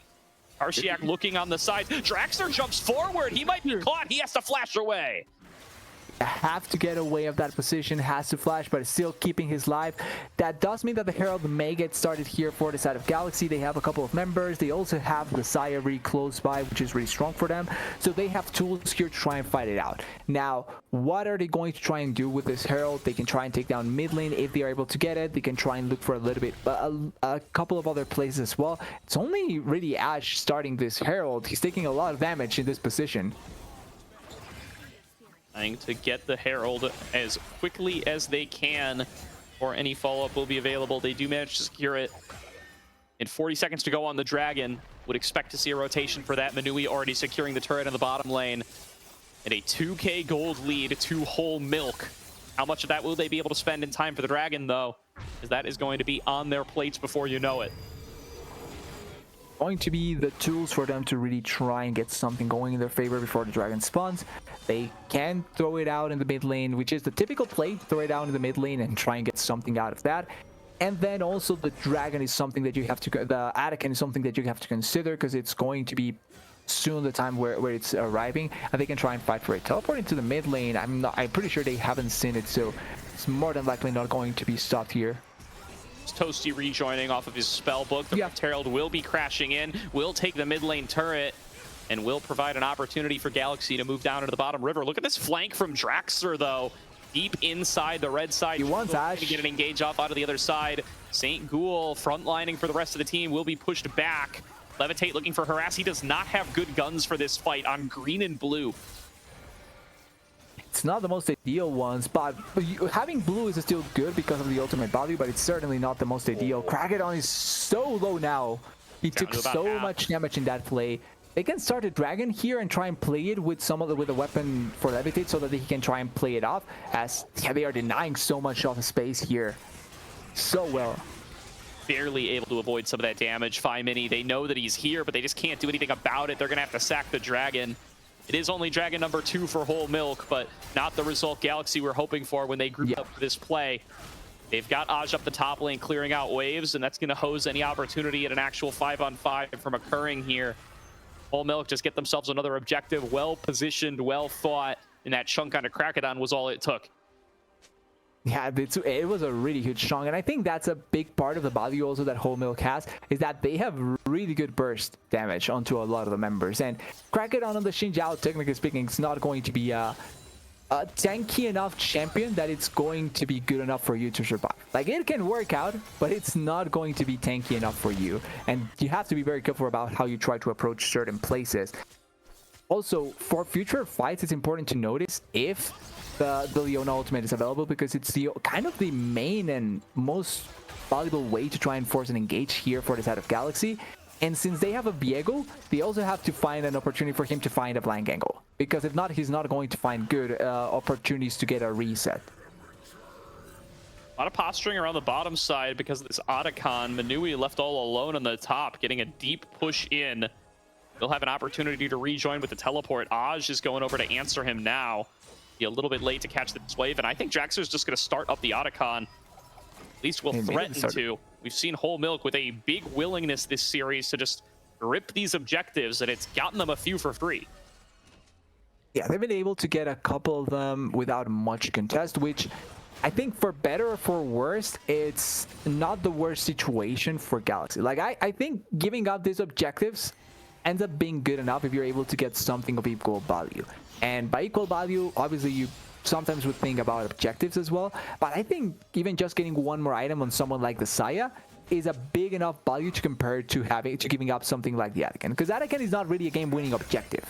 It's really good, but if you get a Saya 4th item or a 3rd or 4th item, that is also potentially game-winning if you're able to play it well enough. As Ash made that here, flash away, and Traxxer will say mission accomplished. Scary combo. Yeah, he will trade out ultimate for flash any day of the week. Manui says the same. There will be a brief window here, though, where that engage tool is not available, and I do like this from Galaxy. They're going to rip the Otacon thanks to that and say, we can win a 5-on-5 if cease and desist and equalizer are down. The big ultimates down means that you can try and force this objective fear, as they are trying to place a lot of attention onto denying the stage. Instead. Otacon is secured for Galaxy, and now what about the follow-up fight? Levitate and Toasty Alex stepping up, getting damage on into St. Ghoul. They're going to dive into the back line, getting back onto Levitate. He's going to have to create the space. Wait, big damage onto St. Ghoul, and a one-shot into the back line on towards Aj. Two already down for Galaxy, and the numbers just keep on falling. Karshiak cannot stop Levitate, and only Krakodon is left standing, soon to be hunted down by the remaining members of Whole Milk. It's a 5-for-0 ace going the way of Whole Milk. Everyone was way too disjointed in that fight for the side of Whole Milk, or of Galaxy, sorry. The idea wasn't necessarily bad. I think it could have worked out really, really well. But the problem is that because they committed so heavily onto Levitate and Toasty, if they don't get a kill in that position, then the pincer maneuver from Fiamini, from Draxxer, and then Minui arriving from the top side was going to be enough to kill them. And at the end, it does end up happening like that. Like, they have enough damage and enough value to be able to come in from the sides and be able to just take away everything that Galaxy was looking for. They had the Atacant in their favor, but they lose the ensuing fight, and that is more value now in the pockets of Whole Milk, and particularly of Levitate, that got a couple of kills out of that. Yeah, just in a dangerous fight position with all of the commitment onto the Otacon, and they do not find their target. Now diving into the back line, no Featherstorm available, and Nori B is shot by Draxxer. As soon as that cease and desist is back up, it's a double kill to Fiamini, as St. Ghoul will join his bot laner, but is Draxxer up too far? Diving for a little bit more, gonna start getting locked down by Karshiak and Aj, but will be able to fall back in time. The resources are down, but 2 kills is a win for Whole Milk, and they will back away to spend their winnings. They just get way more value in that position. 2 kills, and Oribi now not being able to use the ultimate because it's not up. Not even able to use the flash to try and escape, and that really goes to show the value from the buy and from the other champions, where you can just lock down a champion and then immediately blow them up before they can even do anything. Now, it's 10 seconds for Dragon. They have the position and they have the members. They are really strong at this point. It should be a pretty free Dragon for Whole Milk, and I think Galaxy should just give it up. Try and farm it up, try and get AHG, another potential item, try and get the Saya towards that 3rd item as well, but it looks like they are going to fight it out. Be the goal. Pulling down Krakodon, pulling down the rest of the crew to try to collapse on towards this dragon. It's Karshiak. He's caught out again. Will go for the Heartbreaker over the wall. Can rejoin for the rest of his team, but he might as well be dead. Has access to the teleport, but they're going to have to buy time for him to recall and get back. I think this dragon's already done for. Once again, it's Whole Milk finding a big chunk right as the dragon spawns and getting the objective for free for it. It's not a good enough angle there for them to try and fight it out. Karsi gets blown away, and that means that you have to give up the dragon once again. It's fine if you give up the dragon. Like, I don't think that's the problem. The problem is that they are giving up the dragon, but in the process not finding anything else. If Karsiak had done this of just teleporting topside immediately and giving up the dragon, getting this turret is still good enough value. It's a bounty turret that you can get for gold. You can try and get Karsiak once again into a spot where he can try and fight it out, and then get the 3rd item for the Saya. This is really pivotal because it's the IE. That's already a huge amount of damage that you're going to be having for the next fight. But because Galaxy is opting into trying to go hand for hand in most of these situations, they're just losing out much more than what they could get. Now Aj laning up against 580. 580 looking for the one shot. And will get it. Look at the damage off of the Storm Surge. And another kill picked on up. 5mini with the solo bolo. Yeah, 5mini really showing up. He heard us saying that realistically he wasn't really performing so far and showed up this game 2 and 3. Really good performances so far and so much damage that he's dealing at this point. Just, yeah, pretty comfortable Baron if they want to go for it. It's only 4 members on the side of Galaxy. See what they can get, pushing up through the blue side jungle. Karshiak finds himself face to face with Manui. Once again, going to try to brawl it out with him. He overheats. The damage output of Manui is just too much, and Draxler and Levitate have no problem taking down that Baron. Whole Milk, another epic buff at their back, 16-6 on the scoreboard, in full control of game number 3 and of their destinies in the ACL. Yeah, they still are in full control of it. They still are capable of being able to try and qualify here. I mean, for both teams, because Galaxy's technically not out of it. But the perspective for Whole Milk is so good. They have complete control of the game. They have 2 members with Deathless. They have 1 member that is currently 8-1. They have a Rumble, and they have a Brum. And I think that just gives you so much opportunity to make the team fights go your way in general, particularly the Rumble. Just having that equalizer on your side is always going to be good to burning down the team, the enemy team. Have had some really good team fights off the back of those equalizers so far this game. And they've played, I think, the cleanest, calmest, and most collected they've played all night in this game number 3. Not taking over aggressive fights. Such great ultimate angles found by Draxler. Nobody getting picked off. And not giving any breathing room back to Galaxy. Unless that changes, Galaxy are running out of chances to fight their way back into this and fight their way back into the tournament. And Nori takes a huge chunk, barely able to avoid the Moonlight Vigil, but now it might be Levitate up too far. Kraken flashing after him, holding him in place. Severing Bolt connects, and Shutdown is secured for Aj. Meanwhile, it's another solo kill for Manui in the top lane to make it 4 versus 4 on the map. Yeah, but taking that kill onto Levitate is so big. You got the shutdown like you were mentioning. Nori now being really, really strong.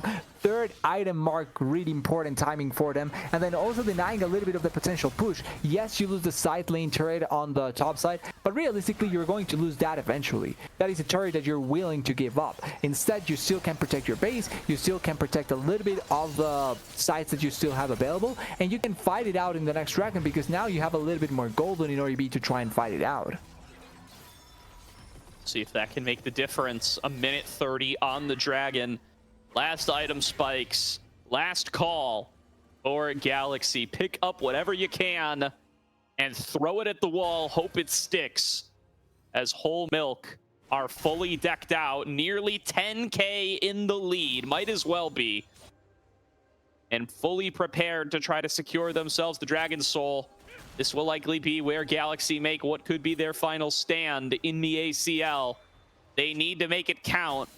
And time after time, it has been a Whole Milk on the front foot, finding the picks before these objectives. That cannot be the case here if Galaxy want to have any chance. 5 members, or actually 4 members coming down here, trying to maybe find a pick onto Minui, but there's a really good vision ward there to try and stop it. Oh, Minui, not like this. Trying to make the jump onto Manui. He goes into the stasis and he has the rest of the team at his back. Can they make this play fast enough? They execute him. Reset. It's the first of the resets. Going over to Karshiak as all 5 members are able to group together. It's Levitate raining in some of the damage from the top side with this Infernum setup. Coming back on in, connects another bolt. Here comes Karshiak into the back line. Gets on top of Levitate. Between Worlds from 5mini is massive. Taking the health bars for free. And into the back line goes Draxler right on top of Nori. Nowhere left to go for Galaxy. 5 kills for 2 go the way of Whole Milk, and the Dragon Soul will be their prize. It's all 5mini this last game. He's finding so many good picks. He's finding so many good fights in general to be able to play it out. And it's just really difficult for them to be able to stop it. Because in general, whenever there's an opportunity for 5mini to jump in, he just jumps in. And there's nobody to stop it. Leona is paying attention to other places. Doesn't even have ultimate at the time, or doesn't even use the ultimate at the time. And it just makes it so that 5mini walking freely, able to get multiple people into the ultimate and just burst them down. And this is the big value out of having an Aurora, that is not only this strong, but able to get into the backline so effectively. And Inoribi tried a lot to be able to auto-attack people, but when he's facing someone like Dragster with a point-and-click ultimate, when you're facing the Aurora jumping in your face, it's really difficult to try and value who you want to hit and how you want to try and hit the fight. Really unlucky situation there, and also Karsiak just simply not being strong enough to fight anyone. And Phi Mini, we've been looking for him all series. The ACL finalist, the NACL qualifier champ. Finally, he is here, showing up on the Aurora in game number 3 with such an impressive performance. Absolutely dominating Galaxy in this game 3 situation. And these team fights, time after time, are just over as soon as they start with these Between Worlds landing. Yeah, now it just feels like we're one team fight away essentially from trying to close out everything. And as long as Whole Milk is just playing like a group, or has a cohesive group around Levitate and Phi Mini, they can close out this game. Look at the damage in the turrets, and also that they can deal to the champions. It's only Minuit that is missing here, but he's probably going to try and come back with a teleport in case he needs to. Karsiak just trying to get something done on the split push here, but is being called back as the inhibitors are under threat. Top lane inhibitor already down. Can they defend the mid? Another wave being pulled in by Phi Mini here. Make sure they're threatening from multiple angles. Karsiak trying to make a little pick here. Goes in for Phi Mini, does not connect the stun. Can he find the solo kill anyway? Between Worlds gets him the space, and there's the weirding for the solo kill. Phi Mini escapes an attempted assassination and turns it back on its head. Karsiak is down, and 5 versus 4. Milk are making the push. Phi Mini TPing back in at full health. They're going to come back in here. They're going to try and close it out in this position, and it's looking really difficult to put a stop to this. Karsiak is down, although they are going to try and take the safe route, take the Baron buff, and close out the game that way. But once again, it feels like there's barely anything that the side of Galaxy can try and do to stop this. At this point, it's just a miracle fight that they can find. Maybe Karsiak can kill Levitate and take away all of his items, or actually kill 5 Mini and take away all of his items, and that way maybe turn it around. And with Baron buff plus Dragon Soul, Whole Milk, 3 inhibitors deep, are set up to close this game. It might be all over but the scream in here, TDS. Galaxy Gaming have got to piece themselves together a miracle if they want to stay in this game, let alone win it and stay in the league. Inoribi takes a massive chunk, and he's got to heal before he can do much of anything. Whole Milk coming in for the siege. With the minions that they have, with the damage that they have, with the members that they have, just feels like they are waiting. Solar flare. Yeah, they don't even have another able to dance away from it, getting back on in there. Between Worlds connects. Inoribi below half HP, trying to fall back into the base, and the rest of the members are just gonna fall down around him. Phi Mini gets blown up, as does Levitate. That's both carries down, but the Nexus is too low. And Whole Milk, you put him on any team, you put him on any role, but talent is talent, and they will come out on top. Welcome to the ACL playoffs. Milk Esports, Whole Milk. Yeah, full organization here. Whole Milk and Normal Milk, both of them here in the playoffs, and Whole Milk looking really strong. Like, realistically, this could have been a 2-0 with the way that the first game went. But also, I think Galaxy did a really nice job in trying to fight against them consistently. I think Karsiak had a really nice series in general. Last game, maybe not too much, but he was playing Biego top. Like, I can kind of give him a little bit of leeway in that last game. But in general, it just felt like Whole Milk were really strong, and they did a really good job of trying to fight it out here and make it clear that they are deserved of the playoff spot. It also makes me curious about how they lost initially. Like, that is going to be fun, knowing how they did lost that initial part. Yeah, I mean, it was a tough run for them. Obviously a different roster here than they ran for most of the season. They did have Cryogen in the support position. Now, one might question having a real support player, and a talented one at that, rather than a role swap mid, you would think would make the team better. But still not able to come up with it every time this tournament, but coming up with it when it counts. It may be as a bottom 4 playoff seed, but Milk Esports Whole Milk's journey does not end here. they will, in fact, be in the ACL for the playoffs. They've got at least 2 more runs. Yeah, 2 more chances to make it happen. 2 more opportunities to try and prove everyone that you should never doubt Dragster teams. And so far, it looked good. I think Dragster actually deserves a shout out because for all that we joke around with some of his teams, like he performed really well this series. It really felt like he was having a good bout against Krakedon. Like most of the time, he was reading him really well. Had a really good Wukong game. Had a really nice buy game, and I think the second game it was, I'm blanking on this champion. Oh, Trundle. Actually, yeah, a really good Trundle game, a really good buy game, and a really nice Wukong game as well in general. So overall, it just felt like he played well this series and trying to show that he can really play the jungle role effectively. Absolutely. Really good run from Draxler here, silencing some of the doubters, at least in this series.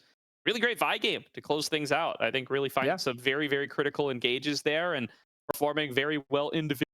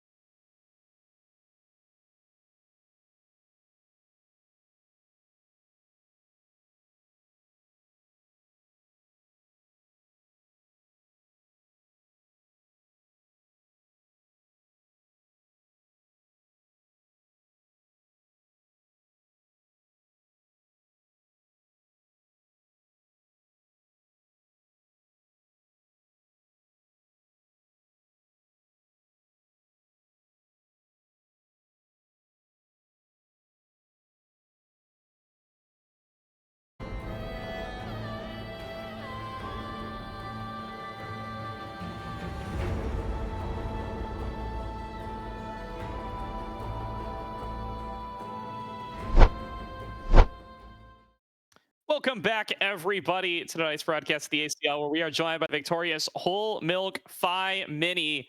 Phi Mini, congratulations on the 2-1 win. A real close series tonight and qualification for the ACL playoffs. Yeah, thank you. It was a fun one, fun series. It certainly was. Let's start with game number 1. Really, really close. The longest game of the night. You guys were losing for a long time, get back into a winning position, and at the very end, not quite able to get it there. What do you attribute kind of the game breaking down as it went throughout game number 1, and how do you guys bounce back for the rest of the series after losing a bit of a heartbreaker in a close game number 1?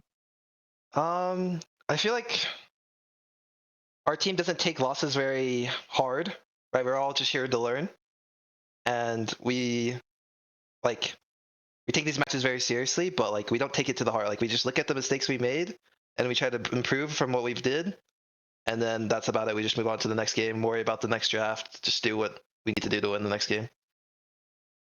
Very good, very good. Good attitude to come on away with. I do want to talk about the season a little bit more broadly. I think, yeah, a lot of you guys have been in the NACL before, or are in the NACL currently. In the case of Toasty there, I think a lot of people are a little curious about how the regular season ended up so touch and go. You guys dropping, I think, a few unexpected series there, just barely qualifying for playoffs here at the end. What do you kind of attribute some of the struggles to over the course of the season, and do you think you're past them now? I mean, there's definitely been like adjustments, right? Like we have Manui top lane, and I haven't personally played with any of these guys before, so we don't scrim too often, so it's kind of hard for us to like synergize well. I feel like so far, but like recently, it's been getting a lot easier for us to like understand what we want to do and like the goals of what we're trying to get the game to do. And then so I think it's been a little take and go in the series, right? And especially we're seeing like stronger teams and weaker teams. It's like you can definitely see us like the synergy falling off and whatnot. So I think that's just like the biggest issue. Makes sense. Makes sense. I do want to call out, as well as being a new kind of combinations of players, some players on new roles on this team as well. I believe Draxer, not normally a jungler by trade, and of course the big one, Manui, up in the top lane. And for tonight exclusively, Toasty at support. Was that kind of a conscious effort on this team to have some players trying out new positions, or is that just kind of you wanted these 5 and you needed to make the square pegs fit in the round holes? How exactly did we end up with all the role swaps on this team? So I think that we like all were like, okay, we're not gonna play an ACL to split, and we're all like, at least I wasn't, but they're all decent friends with Draxer, and then Draxer hit me up to like, hey, we need a mid laner, and I'm like, okay, that sounds like it could be some fun. And then I think we just like kind of figured out the positions. Manui said he could play top lane, and then tonight we just had Toasty play support because he was free and our support was not. Rest in peace, Cryogen. I do gotta ask. We brought this up on broadcast. Was it considered why Manui top and Toasty support when you could? It feels like on paper Toasty top, Manui support, when Manui just came off a whole season of playing support. I suppose he's been playing top throughout the tournament. Was any thought given there? Or you were just like, nah, keep Manui on what we've been practicing with, and we'll put Toasty in wherever he needs to go. No, we definitely gave a thought about it. It was like, I think we said we didn't follow through with it, but like if we lose game 1, we'll put Manui support. So it feels more natural. But then we just didn't do that. So, and then we still won. So it is what it is. I mean, Toasty played well as support, so like it wasn't like some like really big problem at all. All right. Well, more power to you guys. Appreciate the thinking of it and then not following through. At least it says we're not crazy over here on broadcast. Now, 5-Minute, last time you were here in ACL was fall 2024. You guys made a run all the way to finals there with CCG Glorp. Any thoughts toward that as you qualify for another ACL playoffs? You think you can make another run here and try to turn it around and take the whole thing this time? I mean, of course. I feel like our roster is actually really strong, and that if we can get our shit together, we will definitely be like a strong team to worry about, as long as we can just get it together. Love to hear it. 5-Minute. Looking forward to seeing your playoffs run. Gonna be a tough matchup to start off with. We don't know what the exact seeding is gonna be until that Komodo Weaver series gets played on Thursday, but you will be playing against a top 4 seed no matter what. At least one of those NACL teams or one of those pseudo NACL teams in the case of Papa's Chonks with the majority of the Winthrop team. Looking forward to that matchup and to your whole playoffs run. Last word goes to you. Anybody you want to shout out? Anything you want to say to those still tuned in? Yeah, shout out to Draxer and the team. It's been a lot of fun. We like to have fun on the team. And then I think that's about it. Just chilling. It's been good. Yeah, I love it. Thanks so much for joining us, 5-Minute. Appreciate it. Thank you, everybody at home, for tuning on in throughout this regular season of the ACL. Very, very excited to get playoffs started next week. Also, stay tuned to this stream on Thursday. We do intend to broadcast Komodo versus Weber, which will be the final playoff qualifiers. Hopefully, it can be a banger that lives up to this one. But that's going to do it for tonight's broadcast. So from myself, TDS, who had to exit, and Caddy on production, have yourselves a great night. Reminder that is code Aegis for 1,000 yen off your first Zen Market order, and exclamation point giveaway to try to join for that Nintendo 64. But until Thursday, that'll do it for us here at the ACL, and we'll see everybody next time.